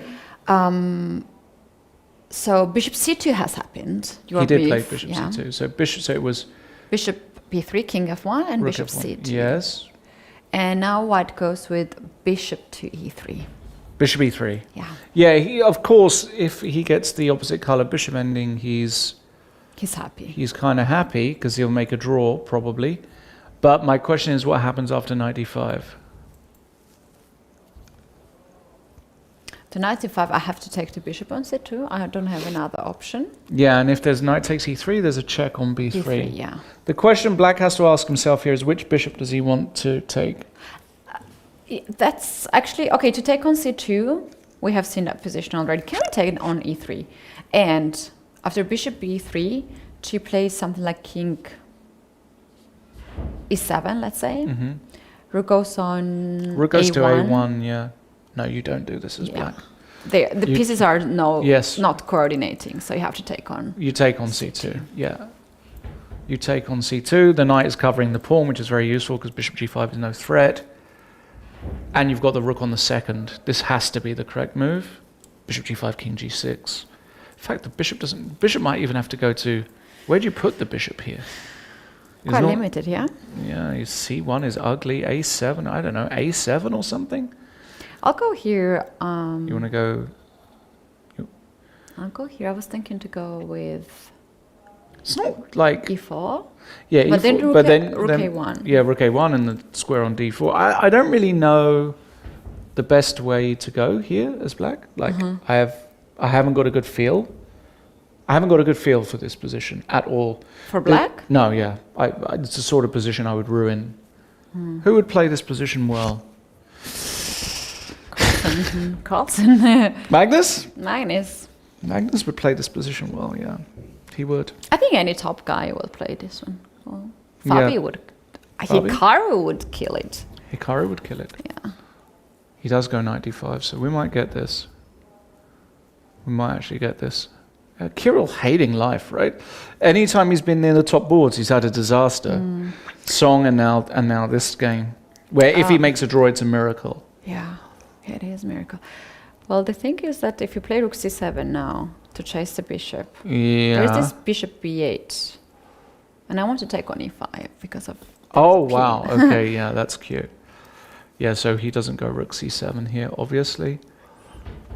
I don't know, because white's also going to start going with his pawn, but he can't easily. I think maybe king g6, because if you allow me to... Oh, there's a rook d1, that's annoying, but... You know what I would do here in this king position? e6. No. I would play king e6. Uh-huh. You play rook e1, right? Rook a1? I would just go with... King f5? No, I want to keep the No? pawn. I would go knight b4. So point being that you can play bishop c5, If you I go can play rook that, a4? and I would just go rook c4. But you're pinned now. It's a bit weird. I have got bishop c5 here. The rook and pawn ending, I don't love, but it might actually hold. This rook and pawn might be a draw, you know.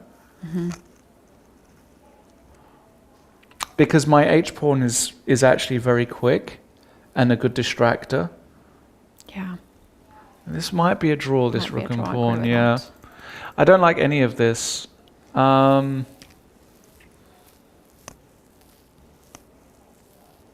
Knight c3. With the idea of rook a1, rook a2. That's more like it. And you can't go rook c1 because of knight e2 check. That's the way. That's the source. How did you do that? Is to go knight c3. That's the move. That's the restrictor. And after rook a1? And after rook a1, you go rook a2. And you can't go rook c1 because of knight knight e2 e2. check. Lovely. And you just, rook e1 has to be played and then a5? Yeah, rook e1 now I A5, can A4. start moving and I'm starting to roll. And I get that pawn fast down the board. Very fast. Let's have a look. He went rook takes c2, pretty sure. I think Kirill will play... Rook c2 is I think if he finds knight c3, I think it's over. I think it's over if he finds knight c3.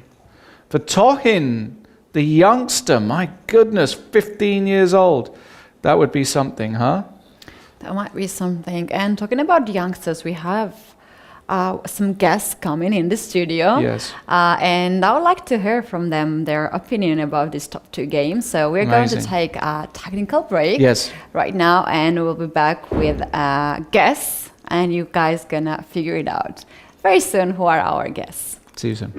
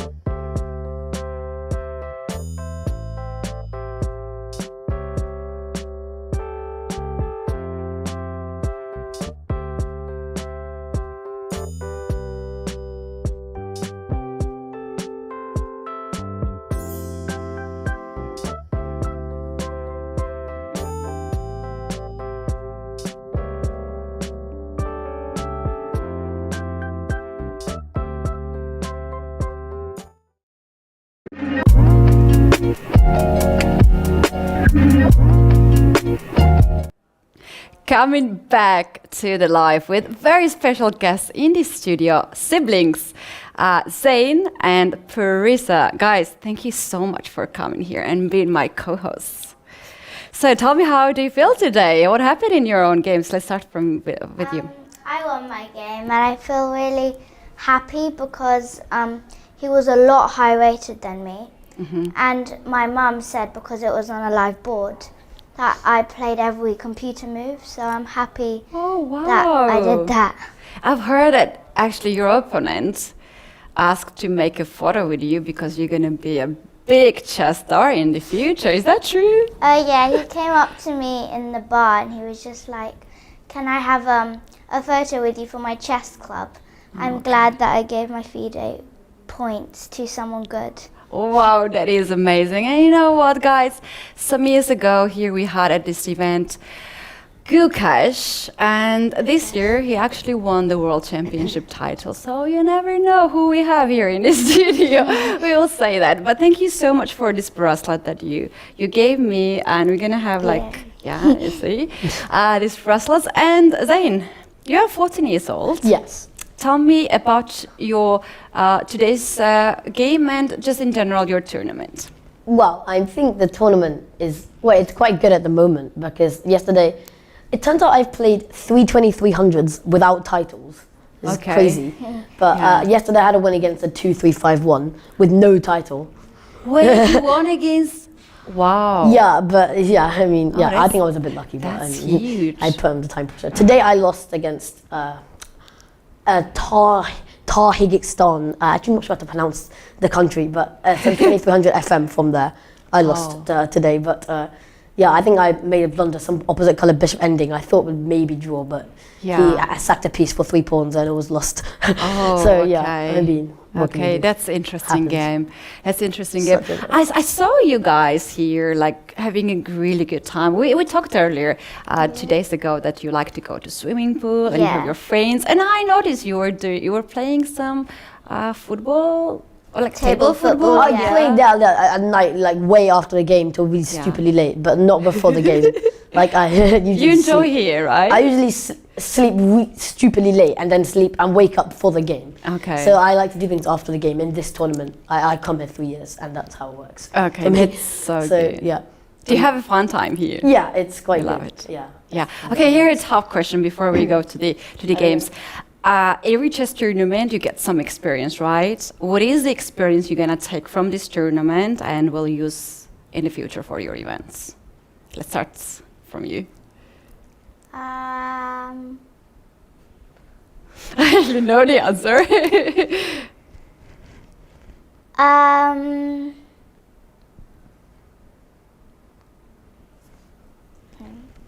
Let me think. I know that you have a good time here, that I know. Yeah.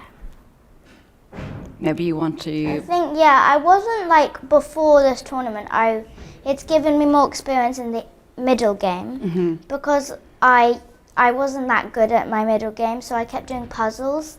And then in this tournament, I'm just suddenly winning in the middle game. Okay. So what about you? Well, there's this grandmaster we know who's like really close to me for years called Damien Lemos. Okay. And he played his first tournament for a lot of years in the summer. And I was at the tournament, and in round 1 he had a really nice game in an opening that like we've been studying in a particular system, and I quite liked it. And yesterday, it was in that system for like 15 moves. I was basically following the same thing he did. So it was kind of like the first time I tried the exact thing. Oh so my I think goodness. I'm gonna you do that some more because I mean that's one of the best results I've had. So that's fantastic. I quite like this line. So yeah, that's fantastic actually. The thing that when I look at the games when I'm doing commentary, sometimes I play the same lines and I'm winning the same way as the players. So it is so nice to follow the games of the grandmasters and all these type of players. So okay, can we go to the games now and pull up the chessboard and take a look what is happening on the board 4? Because I really need, guys, your expertise here because it's so complicated position. So this is the board 4.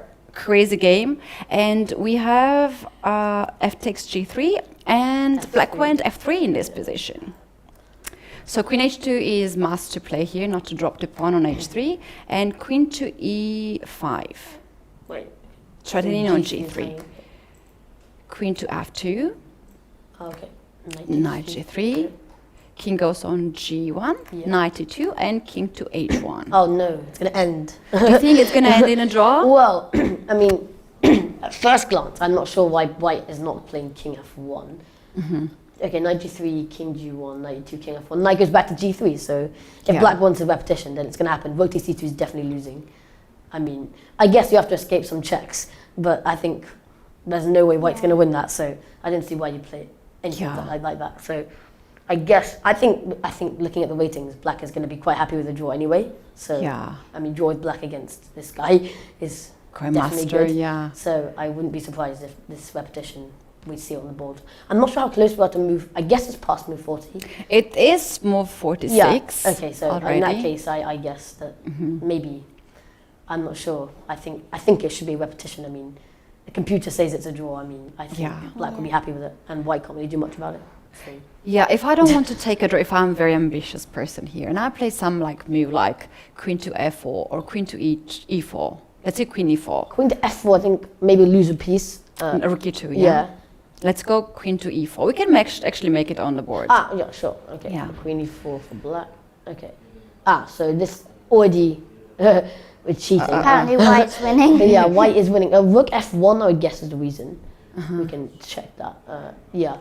And if black plays knight d4, we can, let's see. I guess that black really has no way to make progress. Like, I mean, this knight's nice, but, you know, up next, maybe even rook g1 for like something like this. Yeah. Obviously, I have to be careful of f2 is coming in some lines. But yeah, I mean, I think the moment black tries to play something like knight f5, we play queen takes f3, and then knight g3 check, move the king, and then e4's hanging. So we. But black's got like an extra pawn on d6. Black does like pawn d6, but I think this. I mean, pawn on d6 in the long term is not really scary for white. I think. I mean, especially if pieces come off, and I think black's main focus is attack on this king at the moment, and I think it's kind of failed. So I think this is white should be happy if this happens. If the game continues, Yeah, right? exactly. So, but maybe queen e4 is not the best, but perhaps I don't know. Maybe we could see how this happened. Yeah, let's go a little bit back. So maybe black saw the repetition, and that's the only reason went for this knight e2, which apparently this whole thing is just equal. And queen f2, I guess queen takes h3 is just decisive. Knight takes g3, and then that's actually a nice line. I think I see a line. So queen f2, queen takes h3 check, queen h2, knight takes g3, and then we trade queens, and h2 is winning, I guess. Oh, and f2. There we go. This game. Right? Oh my goodness, that's So- Hey, look at the bar. So You guys, can I show you even fancier line? Oh, In yeah. that queen h. Wait, how we did that? Queen Queen h2 did f2, happen. right? Yeah, We it did. happened. No, in queen f2 line. Sorry. Okay. Queen f2. Yeah. Queen takes h3. Yeah. King g1, right? Or is it King legal? goes there. We have to play queen h2 here. Wait, I wanted to show something. Knight g3. Queen h2, knight Knight g3. g3, yeah. King g1 and f2. f2. If you take with Okay, the you're queen right. as a checkmate. Sorry, yeah, that's much better. If you take with the king, Queen you win the h1. queen. Yeah, fair enough. Yeah, that's So interesting, right? Play thought of wins for black. Yeah, Let's not do that. Yeah. So yeah. So this is, I guess, what black had in mind the whole way. And well, I think this one will be a draw. I think can refresh this. But Yeah. I'm not sure. So they're thinking, and we can actually go to the board 3. There is another yeah. very interesting game. Yeah, I think black's definitely got the favourite in this one. Oh, sorry. Yeah. there's Yeah. one. Yeah, he's got I two mean- passed pawns. Yeah, this A pawn is, I think, is going to be pushed all the way as far as Yeah, it can yeah. get. And obviously knight e2 is on the cards. So rook Yeah. c1 is never possible. And Guys, we have some Yeah. moves here. Let me tell you what actually oh, happens. sorry, I don't want to- So we have to go back.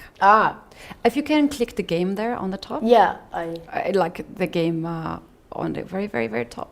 Yeah, there. This? On the top. sorry, okay. Okay, and push I like press this there, one, yeah, h4. After h4, black went a5, Yeah, h5, H5, H4, I guess. knight to c3. Oh, that's accurate, I guess. This Yeah, is- it's a beautiful move. Then we had bishop e1, Oh, 92. knight e2 check. Question mark. Okay. And this is the position what we have here. Oh, wow. This looks... Well, knight f4. And then, let's say, like, I don't know, anywhere black will play knight f4. Yeah. And to King win the pawn H1 is the h5.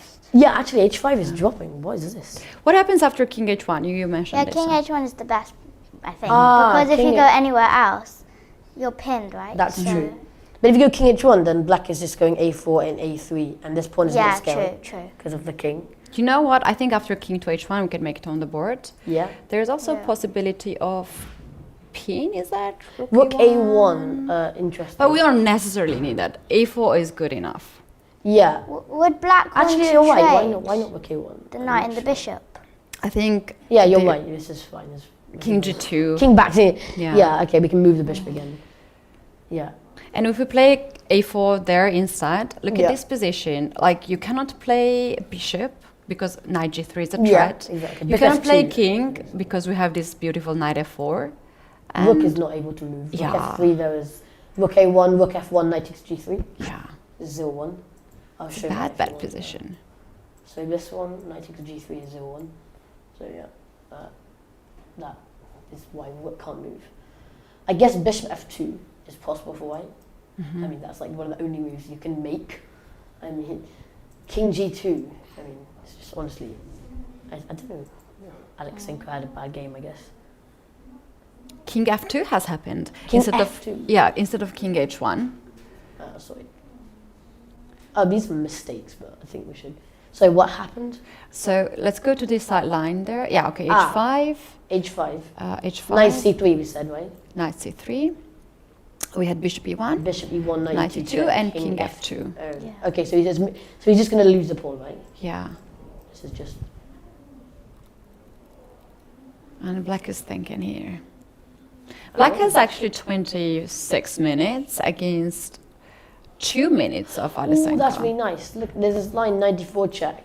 White plays king g1 and then rook a1, threatening rook takes e1, which is a winning king opponent. Oh yeah. And oh well, I mean, If you play king f2, then knight c2 as well. There is this move.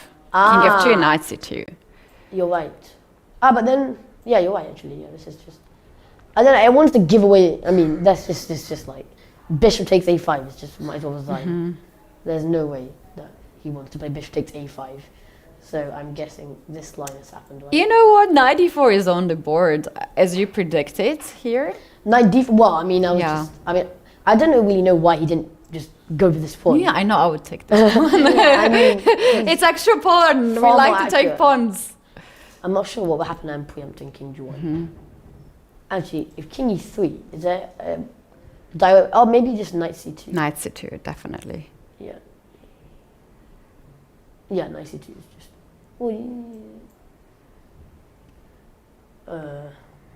Yeah. I mean, it wants to repeat moves, but I don't think that's going to go anywhere. Rook a1 and then knight c2. Okay. Yeah, as we said earlier, that line is really. Yeah, and then pawn on h5 is also stopped by the king. Yeah, so the we king are is not doing afraid. a really good job Yeah. of stopping that. To deal with that. King e3 is on the board. King e3. Okay, so this has happened. So he either trusts he can win the rook and pawn ending, or he will go for some more precise rook a3, rook a1. I don't know. And Sava Vetohin played already rook to a1. With the a1. Yeah, so he's very accurate. He's very strong, Very right? precise. Yeah. I should say, actually, is a better word. Oh yeah, and then you can go knight c2. Yeah, rook takes e1 is a direct threat, and obviously knight Yeah, c2, yeah. various move orders. I think white has to move the king, otherwise that's Yeah. game over. King d2 is rook. King d2 is. Oh, actually, king d2. Interesting. King d2, the e pawn is then able to e4, e3, and then this is. I would play a4 there, to Yeah, be honest. exactly. Like, I like this structure with the king Yeah, side. I mean, you can just it Yeah. cannot be taken because then Yeah. knight c2 is. So, white's going to go back to f2. Very sad for white. Well, it is really tough tournament for Kirill actually, because he lost the round 3, then he made a draw. He lost a lot of ratings in this. I seem to recall last year Adar Tarhan played 1A3 against him. This happened last year. Adar Tarhan played A3 and won against Alexenko. Really? Last year, FM 2400. Oh my was goodness, insane. that's so rude to play I against know, Grandmaster. I know. I mean, I think there were some transpositions into something more sound, but I mean, So rude, right? wacky. I know. Yeah. Oh no, but Alexenko actually won this tournament 3 years ago. Ah, okay. But now he's having a really, really bad luck. Yeah, but he was so lucky against some IM, I think. I can't remember, or maybe FM, sorry, FM, Spanish FM. Like, the guy played like Bishop E4. Did you see that game?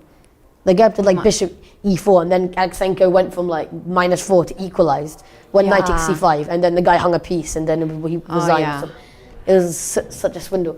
Oh, this game has ended. Let's take a look what happened. We can go to event and go to the board 4. Yeah, sure. Was it? Yeah, repetition. I'm guessing this is a draw. Yeah. I mean, the kings looks like the on E4 and E5, so there. That's it. I think there's a 50-minute delay on the broadcast. Yeah, so we have this repetition of knight to G3 and knight to E2. And it is pretty nice result for Daniel Christopher. Yeah, just a 22. Christopher. I'm not giving up. I'm going to pronounce his name. Yeah. That's a really, really good result. And for many players, this kind of tournament is good to get the norm. Okay. Yeah, so well, he's I would trying have to no luck getting a norm with people 2300s, no title. Yeah, you Like, need a title. You need 5 title players. Like, I'm not saying I'm good enough to get a norm, but like You need a good luck to get the norm. Yeah, exactly. I mean, there's no way. Wait, what is this game? They are also finishing. Madzi, Lami, or Vimi, I guess. I think This white is a draw. won. I think white won. No. But looking at the kings, I don't know. This is No, board it's E4 and E5. 8, It's a and draw. it was a draw. Yeah, Yeah. it was a draw. I guess, yeah. Well, if King H3, well, what? Yeah, How it was a Black draw. drawing this? We have another game in progress. How is Black drawing this? Queen E4? I don't know how Black's drawing this. Queen E4 maybe. Yeah, because Queen H1 is me. Yeah, this could. And then Queen D1. Maybe black's slightly winning. Oh, this is, I think, our analysis. Yeah, this is Yeah. It's a different position. Oh, guys, we have to go back to board 3. Yeah, sure. Oh, yeah. Let's take a look what is happening here. So after rook to A1, we had A1. King D3. Oh, sorry, no. Oh, K1, King D3, he's hung knight F3, so I don't know about that. A4 has happened. A4? He G4. missed knight F3. Really? I think he doesn't want to go to the rook end game. And we have a handshake, guys. This game has But how ended. do you get to a rook end game? Oh, rook to F3. Okay. Oh, again, another game. Knight on D4 is so beautifully placed. You don't want to It's a give it up. 0-1, right? Yeah. Okay. So after this one, G4 happens. G4 for white. A4 G4. Okay, yeah. And we have rook to D1. Oh. And King here C4, we had a knight resignation. C2, King C3. Resign. I don't know, King C3, I guess, knight E2, knight G. I don't know what happened to He King can't C3. get his king round, can he? Can I go A3 here? Yeah, maybe there's just A3 and. you can't get yeah, resign, yeah. That is illegal. I mean, I guess. Nah, not really. It's a bluff.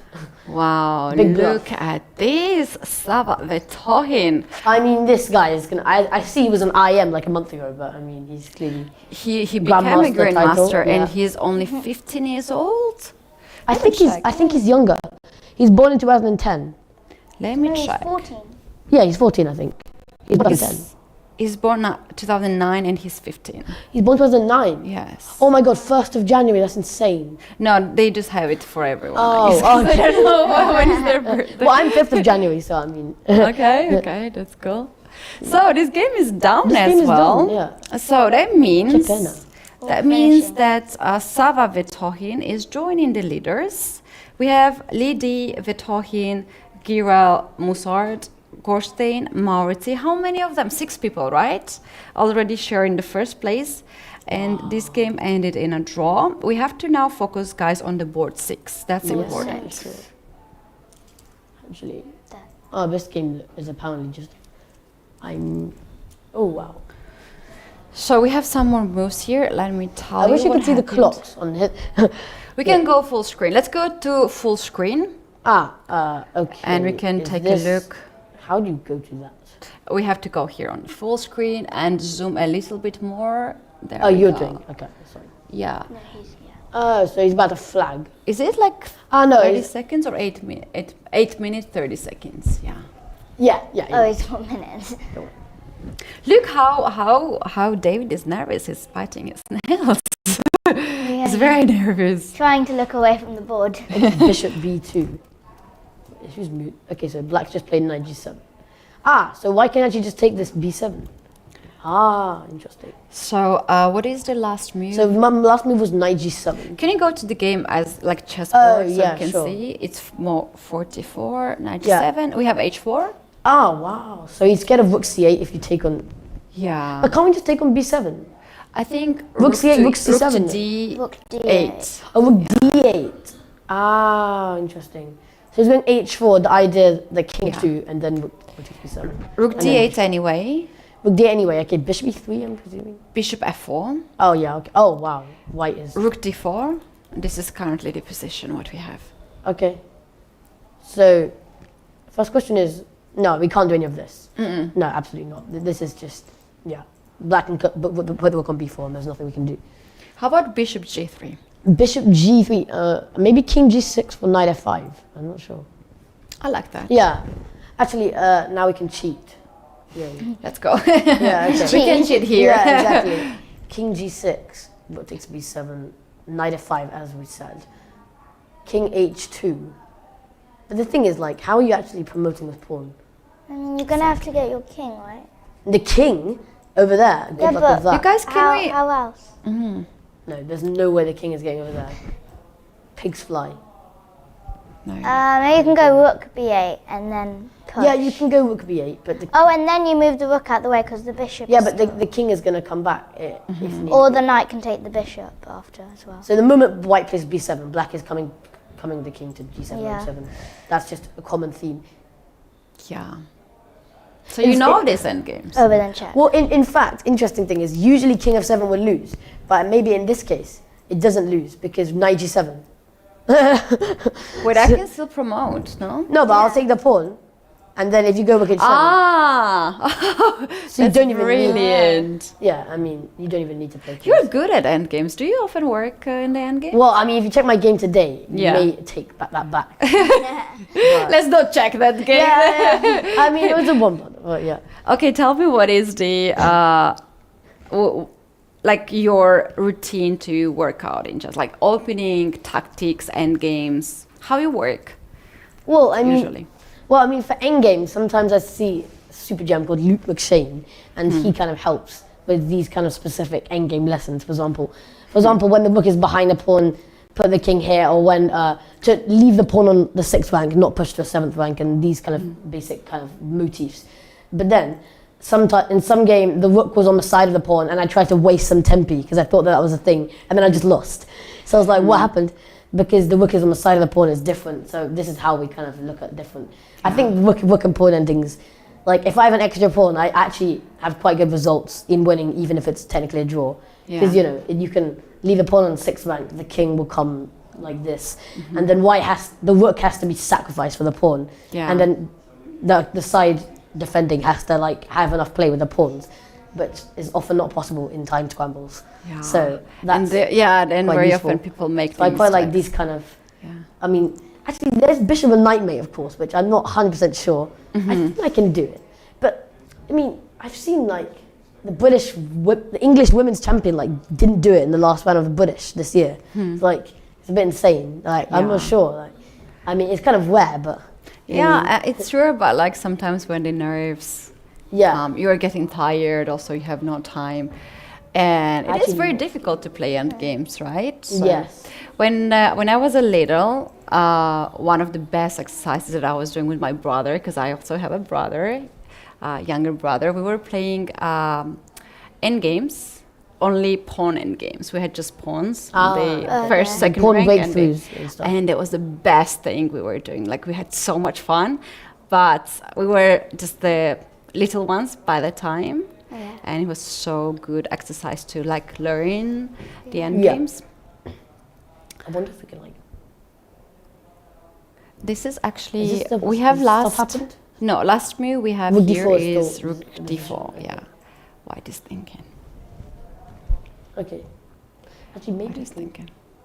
like, yeah, bishop g3 looks sensible. Though. I mean, you are just winning a pawn even if you can't. Actually, white to be careful of this move, of course, and b7. And maybe you don't even need that, but then that's why rook b4 is everything's over. I think. Yeah. It's like What did he play? He made bishop a move. d6. Perhaps. Bishop g3. Did bishop g3 happen? Yes. Ah, okay. I think rook b4 will happen on the board. I think. Actually, I didn't really think king g6 is necessary. I think might as well just play rook b4 while you can. And then, well, you don't even need to play king g6. I'm guessing. And like, how is white ever attacking pp on the pp? You know what I'm thinking here? Is it possible to checkmate white's king? Something like king g6 in this position. Oh yeah, exactly. This is the thing. Oh, you mean like come Let's all the be way in? sneaky. Yeah, you take the Oh, pawn. interesting. But actually, if you can't go king f5 because the knight will hang in. No, but there's another way. Knight f5. Okay. Now I want to do knight h6, knight g4, and then to checkmate on the Ah, first okay. So this is why I'm guessing we have to. Yeah. So if we, Like ooh, the knight you. suddenly there's some minuscule advantage for white for some weird reason. So we check king h3. So you're trying to make like rook d1, right? Yeah. Ah, but ooh, b7, rook h1. Ah, you. Oh no, that's so So bad. you have to take with the knight and then b8 queen is knight f1 mate. So, That's so- a brilliant. so how Oh, do we draw wow. this king? Knight So, f1. so we have to go king g3. This is the stupidest thing I've ever seen. So then I guess we can play rook b1 and that's a draw with a pawn ending. That's a draw in a style, you know. But knight f1, king takes f3, knight h2. Maybe knight d2. Ah, knight d2. Well, knight d2 then king e3 and rook e1 check doesn't do anything because we can go b8. Yeah. So, and with rook b1, how are we winning this? Oh, this Oh, is guys, this is happening on the board. What? We guess it's so good. What? We are guessing so good. Knight So that f5 is white on the just won. board. 95 happened. Yeah. Yeah. I'm not surprised at knight f5. So let Okay. me return to this position. And then Knight king f5. h2. King h2 has happened. Okay, so. But thing is, I mean, I feel like, rook, you might as well play rook b4 and then put the rook on b1 rather than go rook d1 and risk all of that. Like, I mean, can we lose a move? Rook b4 actually keeps the rook, white yeah, rook exactly, on because then b5. white yeah. doesn't have this rook e7 and all Yeah, I like that. that. Yeah, like rook b4, like if you go, like what are you going to do? Rook b, but there's this checks now. Yeah. So if knight h6 now, bishop c7, just hang this for check, as you do. Okay. And what happens if we just well, you can't do this because we lose a pawn. Yeah. But what if you go Or we can. b7 first? We go b7 now. And then rook. Well, the thing is, yeah, you can, but Yeah. how I can't do knight g4 check, king here. King if you g7. Go, you go rook b1, then you lose. I guess. Yeah, you can go rook g8. Because rook g8, b8, and then bishop h2. Same Exactly. idea. I play king g7 or king h7 here. So yeah, so king g7. Yeah, so then now you can't do this. Yeah. So king g7. So now we have bishop f4. Okay. I'll not take that. Yeah. Okay. Yeah, but what's this threatening at all? This is really risky. Yeah. Why are we doing that? I don't think I like that move. Oh, they traded the knight Oh. and the bishop. Wait, what? How did that happen? Oh, but that's So good, white, right? black played knight takes g3, Yeah. and then white's taken with the king. Yeah. I think this is F- rook d1 and f2 is on top. Oh, that's So bad. King takes. Rook King g4 g3? check, maybe? And Rook g4 check, I expect will happen. yeah, rook d3 is also a possibility there. I think, I think rook b4, rook g4 the most natural. Yeah, rook g4's happened. Okay. King f3 and you But take this on is it. interesting. Like, what do you think he'll do? Obviously, f and h pawn is a draw. King of f, rook f and h against king rook. I would probably not draw it. But it is, It's gonna be a draw, guys. Yeah, it's so annoying. But wouldn't win. white could promote maybe. Just promote. Well, like rook b8, rook g8. Yeah, well, the thing is, this is the thing. Hmm. Like black can land the king here. Yeah. There's no way you can ever do anything. We can show that on the board. So you So take. in a position, say, Yeah. well, I think black will take here first. Actually, shall we wait No, for the purpose of don't this? go king. For the purpose of this, let me go king h3. I guess this move doesn't work for some reason. Rook b4. So if you try what you said, well, I can just waste time. And the moment you play b7, now you're threatening rook g8 check, right? Mm-hmm. If you go king f7, then there's this tactic we saw earlier, which can win because b8 queen. Ah, yeah. However, black can put the king on one of these two squares, and then It's a draw, yeah. there's nothing you can do. Yeah. And in fact, if anyone's going to win, black may even... Actually, not really, because the king can be landed here. No, and you play king h7, king g7. This is and why there's a frequently theoretical you draw. don't play b7. If like, say, it was not many pawns here, then you can, like, slowly bring the king in, like, up and up and up. But... And therefore... So if you were to bring the king up and up and up like this, and you were to be checked, you now have this square b7, where you can put your king to shield the checks. Whereas if you play b7, and you try and bring the king in, then they're infinite checks. Obviously, the downside of not playing b7 is that black can then munch all these pawns. Like, black can move the rook away from the b file safely, without having to worry Exactly. about any tactics. I think this is irrelevant because Yeah. white's play king h3. Yeah. So we're going to see this king on That's g7. why it's Yeah. so good to know the theoretical end games. You are so confident that you know that it's going to be a draw and you know how to make a draw. Yeah, I think it's can be harder. But the moment the pawn goes here, I think it's Yeah, pretty it's straightforward. Because, yeah, the king coming in here just being checked. You know, checked away. Unless you can somehow hide, which is not easy. Okay, question here. The other day I asked you who's your favorite chess player. And you said I your said brother. And now tell me who's your favorite chess player. Well, I said that I found Mamajov quite interesting. I'm not sure what my favourite is, but I think definitely Mamajov is quite interesting because he plays similar stuff to like me, but then also adds in like moves like G4, move 2 or 3 or some craziness. I just saw him at the London Chess Classic. I saw him. He was playing in the Master section like a couple of weeks ago. So yeah. Did you visited that tournament? Yeah, I played it actually in the Open, the above 2000 tournament.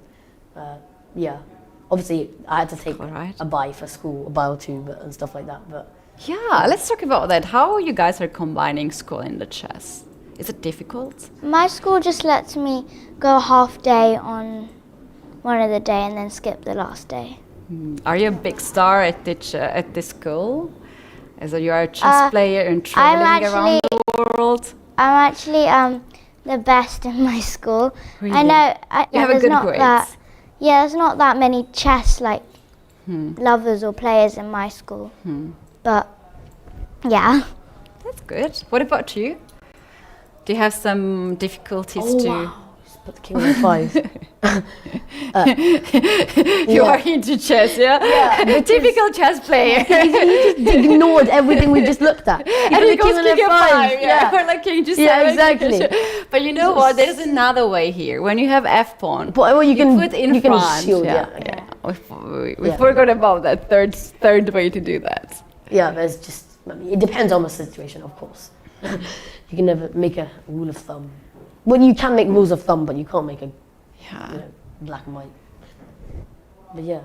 That's also You might still get mated, king f4, rook b1. king f4? King f4, rook b1, get mated. Yeah. But there's king h2. Yeah, that's safe. king h2, but king g4 there. yeah. And To then, be honest, this is so drawish. yeah. Even if black wins the h pawn, like if you go to a g file, then rook g8 check b8, and then it's just. Is there any way that white can complicate this position? But I think if anyone's winning, it's black. Maybe. Yeah, because of the. Because this is, you know. You guys are so good, actually, in analyzing. This is really There was nice some and stalemates accurate. actually after rook g4, rook g2, potentially on the cards. Like that would be an easy way for black to win the pawn. Like, what is white doing about this? Problem is, of course, rook c8 and b7, b8. But yeah, it depends. Have you guys played World Cadet Championships or European Cadets?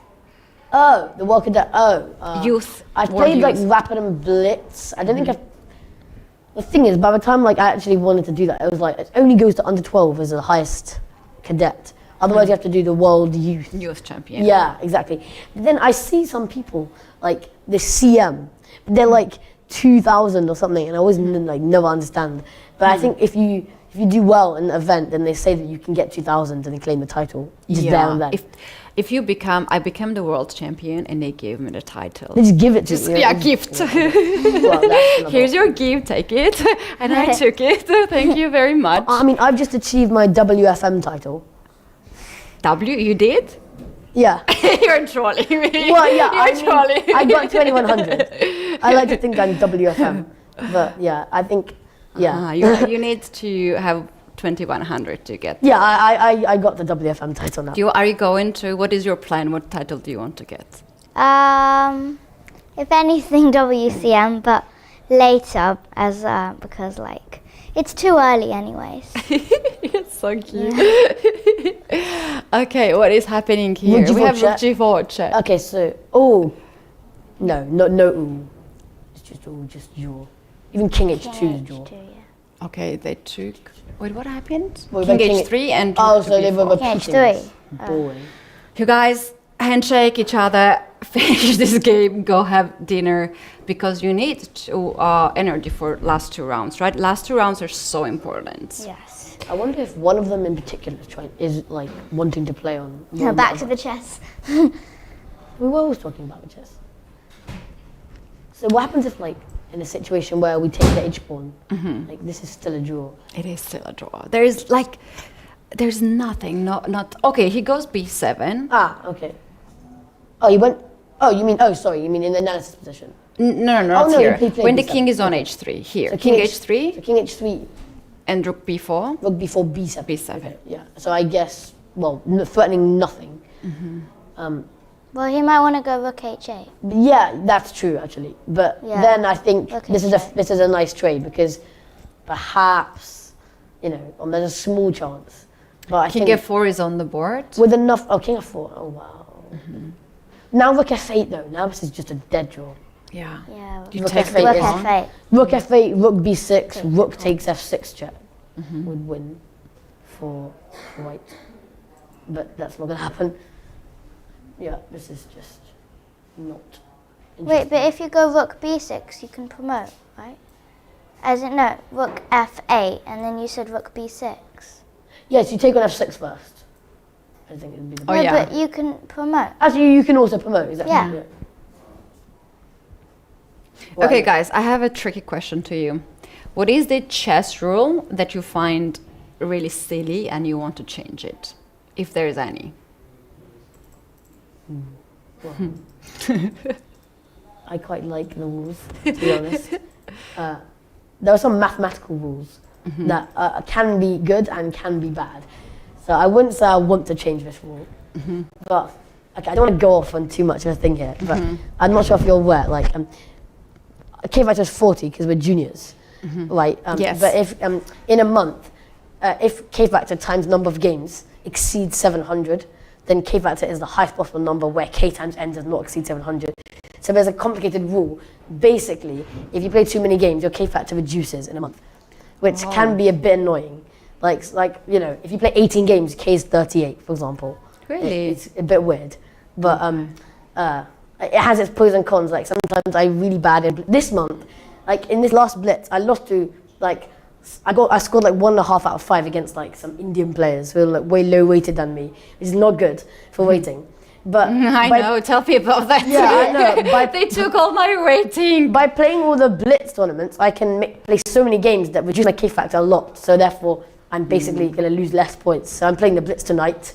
Okay. Yeah. and You also so- play? Yeah. Ooh, So that's the reason. big blitz night coming Yeah, up. this- Okay, I understand your point. Do you have some ideas that you don't like, some rule and you want to change? I don't know. Maybe I want it a bit easier to get like your rating if you're a 0. Because before it was when you were able to be 1100 and all that. It was so Started hard. rating, that's a fair point. It's because they're trying to fix the system because gradually people are really underrated, and it's beginning to affect people at the top. So then the FIDE thought that they can boost everyone below 2,000, and then also stop people from being below 1,400. Yeah. It's like I think they think it's going to fix it. I guess it could in the long term help, but It's not fixing yet. yeah, not fixed yet. No. It's not fixing yet. Yeah. Okay, what we have here, King F4 and I mean, White I think is look, if it's, thinking. I mean, how do you ever win this? I mean, you have to take this. Yeah. How does anyone win? I mean, to be fair, there is a small chance, but rook d6, right? This is just draw. I mean, like, Right. you just cut the king. There's nothing. Well, actually, I could just wait for you to go to the d-file and then just not do anything. Maybe King Rook E3? I mean, you might even lose. I mean, like, Maybe Rook E3? yeah. Oh my God, yeah, even rook e3. Wow. Yeah. And now white is winning, right? You Yeah, I guys, you think know so. what? This is not happening because White played King to H2 instead of Rook F8. So king f4, we have a king h2 here. Okay. So king g4 is obviously not possible. No. That's very bad. Yeah. F5 is possible. F5, I like F5. Or maybe king f5. King f5 is, well, we just come from f5. Yeah, it's a repetition. Oh. But you can play F5 here in this F5. position. What is white playing? Just like moving the king. Like if you move the rook, then you're gonna Yeah. lose the And king. you know what? If you play King to H3 now, I'm gonna play Rook to B2 and I will wait for you. If you play King H2, I will take the F2 pawn with a check. Yeah, that's true actually. But then, And I'm winning the pawn on B7. Doesn't mean that I'm winning the game because it's a dead draw basically. so this is actually winning. If king h3, why is this winning? I'm gonna It's go actually Rook not to winning. B2 It's actually again. not winning, but why is this? Oh, so my king is now forced to like it cannot move, so I have to now move the rook, Yeah. which I guess means that you're gonna have to be a bit careful of stalemates. But for example, if I play rook e8, you take on b7, rook e4 check, you take with the king, no stalemate. Yeah. Rook f5, rook f8, rook f5, king e4. There's no stalemate here. So how are you actually going to stalemate? So you can't, I guess. So rook a8, rook takes b7. We're just up 2 pawns. Why are we not just? Give a check. We have to give the checks and then play Yeah, King G6. check. So this is like some annoying draw, whereby. Well, I guess you just can't make any progress, maybe. Yeah, you cannot. You 'Cause after everyone Rook can just B3, check. you will give checks. Yeah, that's it. The pawn at h4 is doing a good job. Actually. This is a draw. We've had king h2. He's still thinking that he may not play f5. Okay, this is a situation when you have to offer the draw to your opponent. I Yeah. don't like to offer a draw to my opponent because I very often get rejected and I don't like that. Yeah. What about Yeah. you guys? Do you offer a draw? or I you prefer actually, to in Rapid, I do offer quite draws because I'm lower rated and I never like to If offer the it's- draw against higher weighted players because I'm always a bit scared that like is it etiquette or I don't know. But sometimes, I mean, Yeah. sometimes if I'm really convinced it's going to be a draw, then Yeah. sometimes I will anyway. That's a good point. Yeah. So there are some things that you don't offer a draw, like when your opponent is higher Yeah. rated, or if you play with black pieces. If I offer one, then I Yeah. don't really want to offer more. Then I feel like I used up a request. I can't do it again. Like something. I don't know. Oh, king g1. What the? King G1. I don't what did like black- this. Why is it going all the way? So we have f5 king g. Sorry, back with the So king. maybe they saw your. I think I dropped something. It's okay. I think mic. your mic is still working, so we're fine. Rook b1 check, king h2, rook b2. So And this king is what you're g1. saying. You can do this. So will you be saying this? Actually, you do lose a pawn, right? Maybe you lose a pawn. You play king h1. And I guess if I take Well, this as yeah. losing. Yeah. There's a crazy line like this I wanted to work, but it doesn't. No. Yeah, there's rook c1 or Queen b1, yeah. yeah, Okay. So we had rook b2. rook b2 is on the board. We're guessing the moves so good. Have you guys had dinner yet, or No. no. okay? If you first came here to Yeah. to co-host with me, okay, tell me what is your favorite Spanish food, if you have any. You don't- Chicken and chips on trip. You're eating what? I've been like chicken and chips on trip on the bus. What about you? I different stuff. I loved the hash browns. Okay. They called it something else, like potato. I don't know what they called it, but yeah. Yeah, I also forgot that name. Okay, this game will probably end soon Draw, yeah. with a Oh, draw. wow. Ah, there's another line. King to h1 is on the board. Ah, sorry. Make it. How did Keith? Oh yeah, we didn't talk about this game. Oh, your game there. That's my game. Let's show the last part of your game. Ah, okay. Yeah, he actually. Oh, that's where you sacrificed it. Yeah, Oh, I actually no. went G. This is a draw. I played G3. It was stupidest thing. Oy. And then I allowed this bishop G1. And then, I mean, I thought he might do this. He only took like 2 minutes to find this, that this is good for black. I thought that he might have some only moves, but it says that everything is winning for black. Yeah. He played really precisely though. Even he didn't need to, but yeah. You know, this F5. Yeah, bishop cannot stop this F5. pawn. Oh my Oh, god. wow. Does not need this move. Just by the way, he does not need. You this can move. play king b3, right? Yeah, it's all winning. Yeah. Just every move you can think of is winning. Yeah. Yeah, it's all winning. I like f5 because it stops to king F5 g4. is the best move by much. But Yeah. I mean, Oh, your yeah. opponent is quite strong FIDE master. yeah. Oh, and you have almost 2100. That's quite nice rating. Well, I was getting like 30 this tournament. I lost like No 20 in the way. classic, but my live voting went above 2100, so I can now claim WFM. But Ooh.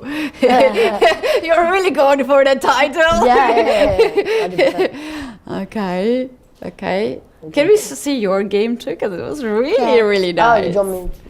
Oh Can yeah. you scroll, maybe we can Actually, find it's not somewhere. gonna be here. It's gonna be on number I'm B, right? G. No, it's together here. Oh, is it? Yeah. Lead chess is different. Because I was a guest. Yeah, but there's no G on You know mine. how we're gonna Oh. search?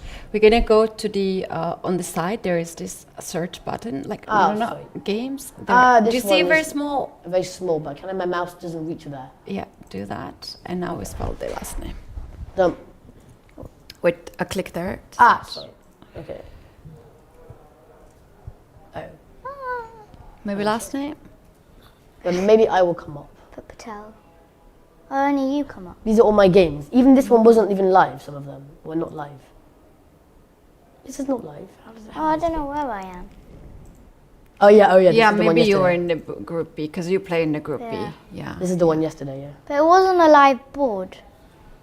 it was not. It was. It was. Yeah. Yeah. Yeah, it's different. We don't have that link here.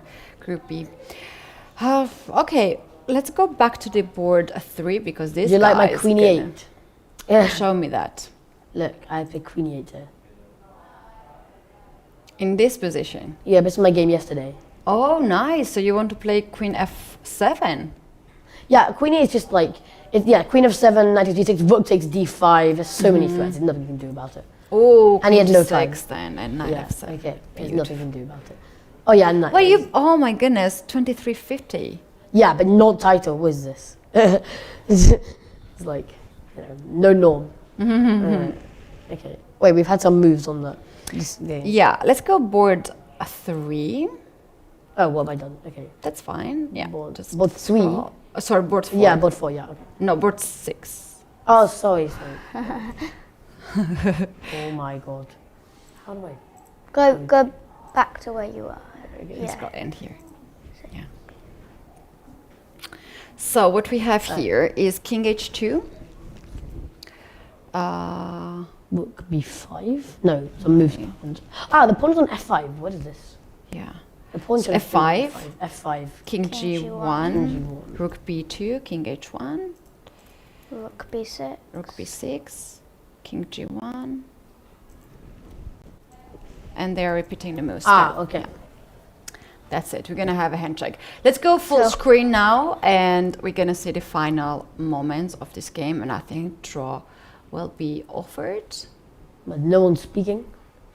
This is the, it's like, he's Yeah. not in a Chess position. players don't like to communicate after the game. He doesn't seem to be. I mean, white is the one who's trying like not to end the game. Surprising. How is white gonna win this? Is it now? 3 times repetition. I think this is now. If black makes here rook b2, that's going to be the repetition. Is this the last board playing? Actually, it is. It is. Yeah. Last live board playing, at least. Last top board playing. Yeah. What is the longest game you guys have ever played? How many hours? On New Year's Eve, I had on New Year's Eve in Hastings last year. I had a game start at 2:15, and we went to 8:30. So on New Year's Eve, yeah, it's a bit annoying, but yeah. What a nice I mean, I New drew in Year. the end. It was a draw, so. Oh wow, that's really long. Yeah, I know it was a bit long, but yeah. I mean, It is what it is. it is, You yeah, had I to mean, play. I gained like what 3 rating points for it, so yeah. It was an Definitely a rating point per 2 hours. So. They're still playing. Oh, the rook goes on g6. Oh my god, he's not. Black is trying now to win. I did say, what's happened here? Rook g6 check. So And what's happened? I King mean, any move you can think of. H2. I mean, I don't know. King h2. Any move King can h2 work here. looks like it. But you can't actually take this pawn, can you? Yeah. Like, Yeah, you can lose you can't this. take the pawn. You have to play rook g7. Wait, why, Which we now why decide can't you with- take the pawn? Because then there's, Rook goes rook can go anywhere you want. Yeah. King went to Oh, yeah. h1. King go to h1. Well, not. No, Oh, Yeah. with rook g6, yeah. King h1. And now, well, actually, this defense, I think he might go for this. Rook g7. I think he's going to go for this. He did, right? Rook g7, yeah. It makes a lot of sense because this is now a different defense. And now king he's- to h2 has to be played. It has been played or has to be played. Oh, then king g4. This is what he wants to do. Oh, wow. But it's still a draw. that's a sad part. They should It's just still a- draw this. yeah. Okay, but actually, it's interesting now. Wow, very tricky. Because king g4 is a threat even if without king h2. Is it time to give up the b7 pawn and take on h5? Let's say rook to h8 now. He won't want How to. bad is that? I feel he might not want to though. Wait, the guy in the shirt is iron. You know what happens after that? Let's say rook to h8 now. Yeah. I take rook b7. You take rook h5. I play rook to b1. Okay. King You h2. play king h2. I play rook to f1. Oh wait. Oh right. And you know what? This is still a draw. Ah, okay. But it can continue another half an hour. Yeah. Which we have not got. Not happy. Not happy. But yeah, this looks like. No, I think if this happens, black has a good chance of winning this. Like, I mean, you're gonna have to be careful. I mean, see, already like the move that first came to mind is king h3, but already this is losing because rook f1. Ooh, So like king h2. Well, I mean, this is just losing for some. Well, your king has to. If you try this, I mean, I guess f2 is a game over. So I think he'll see that. But I mean, so you have to play king g1. King h1 is losing. King g1, you can go king f1, and this is a draw. And what about this? I can. No, you can't do this. f4. Okay. Oh, this is a so nice line we have to show. Rook to g2. But this is lost, right? Yeah. no. f4. Oh, yeah, f4. take it. Yeah, and you have, King g3. Yeah. yeah, beautiful checkmate. We can show that even on the board. Actually, you can just play king g3, to be honest. Yeah, It's much that's easier. the better. Yeah, okay. And just on time. Yeah. I just- yeah. You Not could even promote. Not king, even, yeah. Yeah. Okay, what happened? Rook a8 happened. So rook a8 has happened. Rook b7. Rook takes b7, rook a5. Okay. Okay, 5. Oh, but this is well. If we do an endgame table, it's 1, 2, 3, 4, 5. No. Rook 9 a4. Rook pieces. a4, guys. Rook a4 check. Okay. You don't do that. You have to give a check now. 9 pieces, no endgame table base. Get King there now. e5 and rook. Yeah, white is thinking here. What's he playing? King h2? White's can only play. got 50 seconds. Oh, really? How do we know that? Because it says it there, 50 seconds. Oh yeah, the clock. It's even less Yeah. actually. We go full screen to the 30 seconds. to the board right now, to the playing venue to check out the time Always situation. get ignored. No. Let's go. And zoom a little Yeah, King bit. H2. Yeah, we have King H2. Zoom a little bit to see the clock. Oh, what, black is? Okay, I don't want to zoomed to lean the forward clock. too much. Yeah. Oh my Black god. still have 2 minutes. Why am I like plugged in? And then let's go. We just zoomed a little bit. Ah, okay, okay. Right here. Yeah, this is.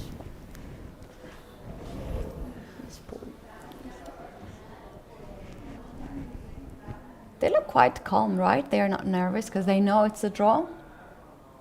This guy's biting his fingers. Yeah, I think, yeah. this an IM I don't or- think he's very It's a calm. grandmaster, David. The guy biting his fingers is IM or GM? Grandmaster.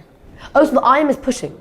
Yeah, Yes. well, look at Ah. the pictures. They look. No. I am is No, the GM's pushing, I think. yes. Yeah. Yeah, And a but bite the in the GM's the nails. one with the glasses. They look so scary. Ah, but the white piece is on that side, so that means the guy with the glasses Yeah. is black. Yeah. yeah. Yeah.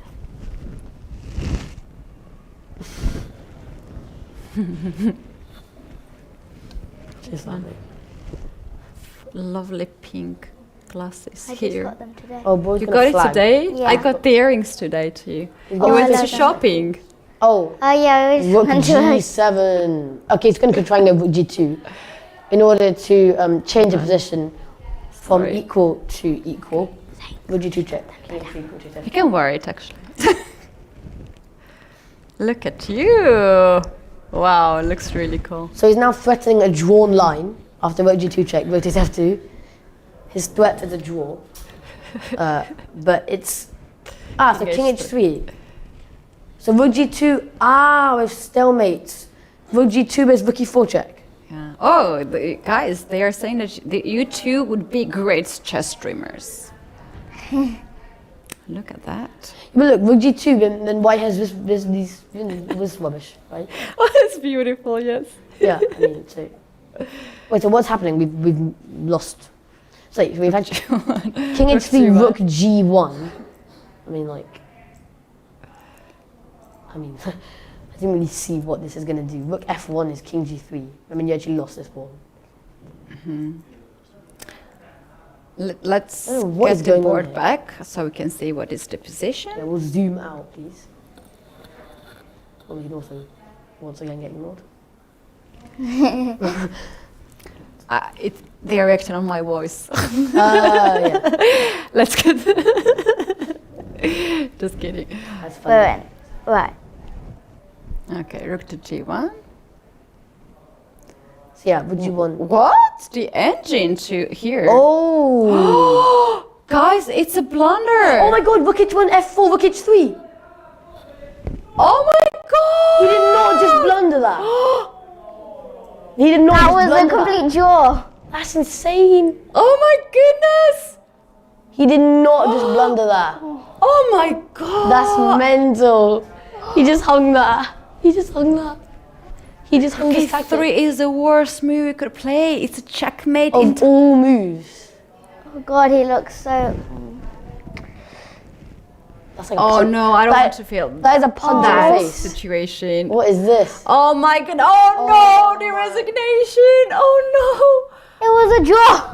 Oh my Buddy. goodness! Poor guy. Look at him, so upset. Let's go full screen right now. Yeah, let's go full screen, Oh please. my goodness! What Oh, he looks happened? so upset. Look at this. He is so disappointed. That's why you have to make a draw when you have to make a draw. Exactly. Not He should have to risk. offered a draw. Oh my But goodness! I think Black was pushing, it's fair to say, most of that. Oh my goodness! He's so upset right now, and he should be. That's insane. How? Oh my goodness! I'm speechless, guys. Look at this. I'm just lance in the corner. To Oh lose my the game God. like that is really, really, really painful. He's an international master, very strong player. He will not lose the games like that in normal days, but when you are getting tired and there are some nerves there, oh Jesus, that's so painful. I feel for him. Aye. Well, The chess can be It broken, right, happens. sometimes. such is life. Happens. Oh my goodness, guys! I thought that we would just end this like That's what GMs with a do. draw. Yeah. And like we said, like, hey, it was so nice day. It was a nice day too. We like dramas in chess, right? We really Yeah. like dramas. One person who is not happy is only Robert. Robert Vido from Spain. Aloma. Yeah. That is a painful loss for him. I mean, he had a mate in one earlier in the tournament, I saw. Yeah, He's a Bishop not D4 lucky, mate. not lucky, not lucky. You know what we have now? David Gavrolescu, Lydie, Vitorin Sava, Giral Joseph, Musar Jules, Gorstein Idu, and Maurizio Markandria. All those names, they're showing first place. And we don't know who's gonna win this tournament, actually. One of these guys for sure. And we have still 2 more rounds to go, guys. Did you like today's games? Yes. Was Well, very not nice, right? this for Robert. That was painful. Yeah. Okay, I what don't know about how. you? What about you? Me, well, You liked it. I mean, I preferred yesterday's games, but I mean, today was, I mean, I guess, A bit tough. unexpected, Yeah, right? At the end. I mean, for this. Yes. Yeah. I can't believe. Yeah, I can't believe. Oh wow. All right. A3. It was like A3. It has to be A3. Only one. I think there was Yeah. only one move that loses, and he found it. Yeah, I think actually maybe. Yeah, okay, other than obviously losing moves. Yeah, like this rook move is G4 or like, yeah, the only natural looking Oh move. my goodness, that's so painful. Like So he- check, you give He, a check. yeah, he just thought he was just drawing with rook A3, king E4, rook A4. He just thought, yeah, he thought that, you know. Can you imagine off for a draw and then rook A3? Yeah. Oh, you know what I have done? Okay, this is the last painful story for today for you guys too. So I play against the Grandmaster, and it's a draw. Queen Yeah. endgame, but queen endgame can be tricky. Yeah. And I'm like, we play so long, like we play I don't know how many moves. I'm really tired. And I'm also streaming my game. A lot of people are watching that. you're And it's one the of last them. game, and there are like a lot of people watching. You're too. one Like of them. I think Yeah. on my stream, like about 2,000 people, around there, about like 50 to 60 people watching. And then we have a queen's endgame, and I think it's a stalemate. And I sacrifice my queen, and he captures, and I like draw, and he's like, no, you have a move. And I just blunder a queen in front of everybody, and I lost the game with that blunder. And it was the most painful blunder ever in my life. And it makes it worse that there were people there. Yes, I was red on my face. I was just like hiding my face. But things like that happen, and you can't really explain why that happens. A lot of elements. You just see the ghost. Sometimes we say that. You just see the ghost. I saw the ghost. I thought it was a stalemate, but yeah, painful losses. But anyway, this is chess, and that's why it is still very interesting, right? You can play good games, you can play bad game, and you're gonna have anyway another round too next day. So guys, thanks very much for being here with me, my co-host. I had a really good co-host. Don't tell to Lawrence. I really enjoyed this part. So feel free to come last 2 rounds too. If you liked this one, after your game, you can come here and analyze the games with me. And yeah, best of the luck today for the Blitz. And also 2 more rounds to go, right? Yeah. Yeah. Yeah. I think I'm looking at double black, but I kind of like that. That's fine. I that's prefer it. I think I'm worse with white. Yes. Because people learn more theory with black. Because, Yeah. I think, with black you have to make sure you're not worse in opening with white, Yeah. I think that's a thing. So I had 2 whites all in a row, so I think, I'm waiting for the 2 blacks now. yeah. Final words from you? I feel bad for her, but It is. it happens. Yeah. It happens to everyone. Exactly. So we had in the studio Zain and Farisa siblings from UK. And guys, thanks so much for being so much fun and very nice chess experts as well. Thank you guys for watching today. We are inviting you to come back tomorrow at 4:30 because you don't want to miss last 2 rounds. And soon we're gonna know who is the winner of Sunway Sitges Chess Festival Edition 11. Bye bye right now, and see you tomorrow.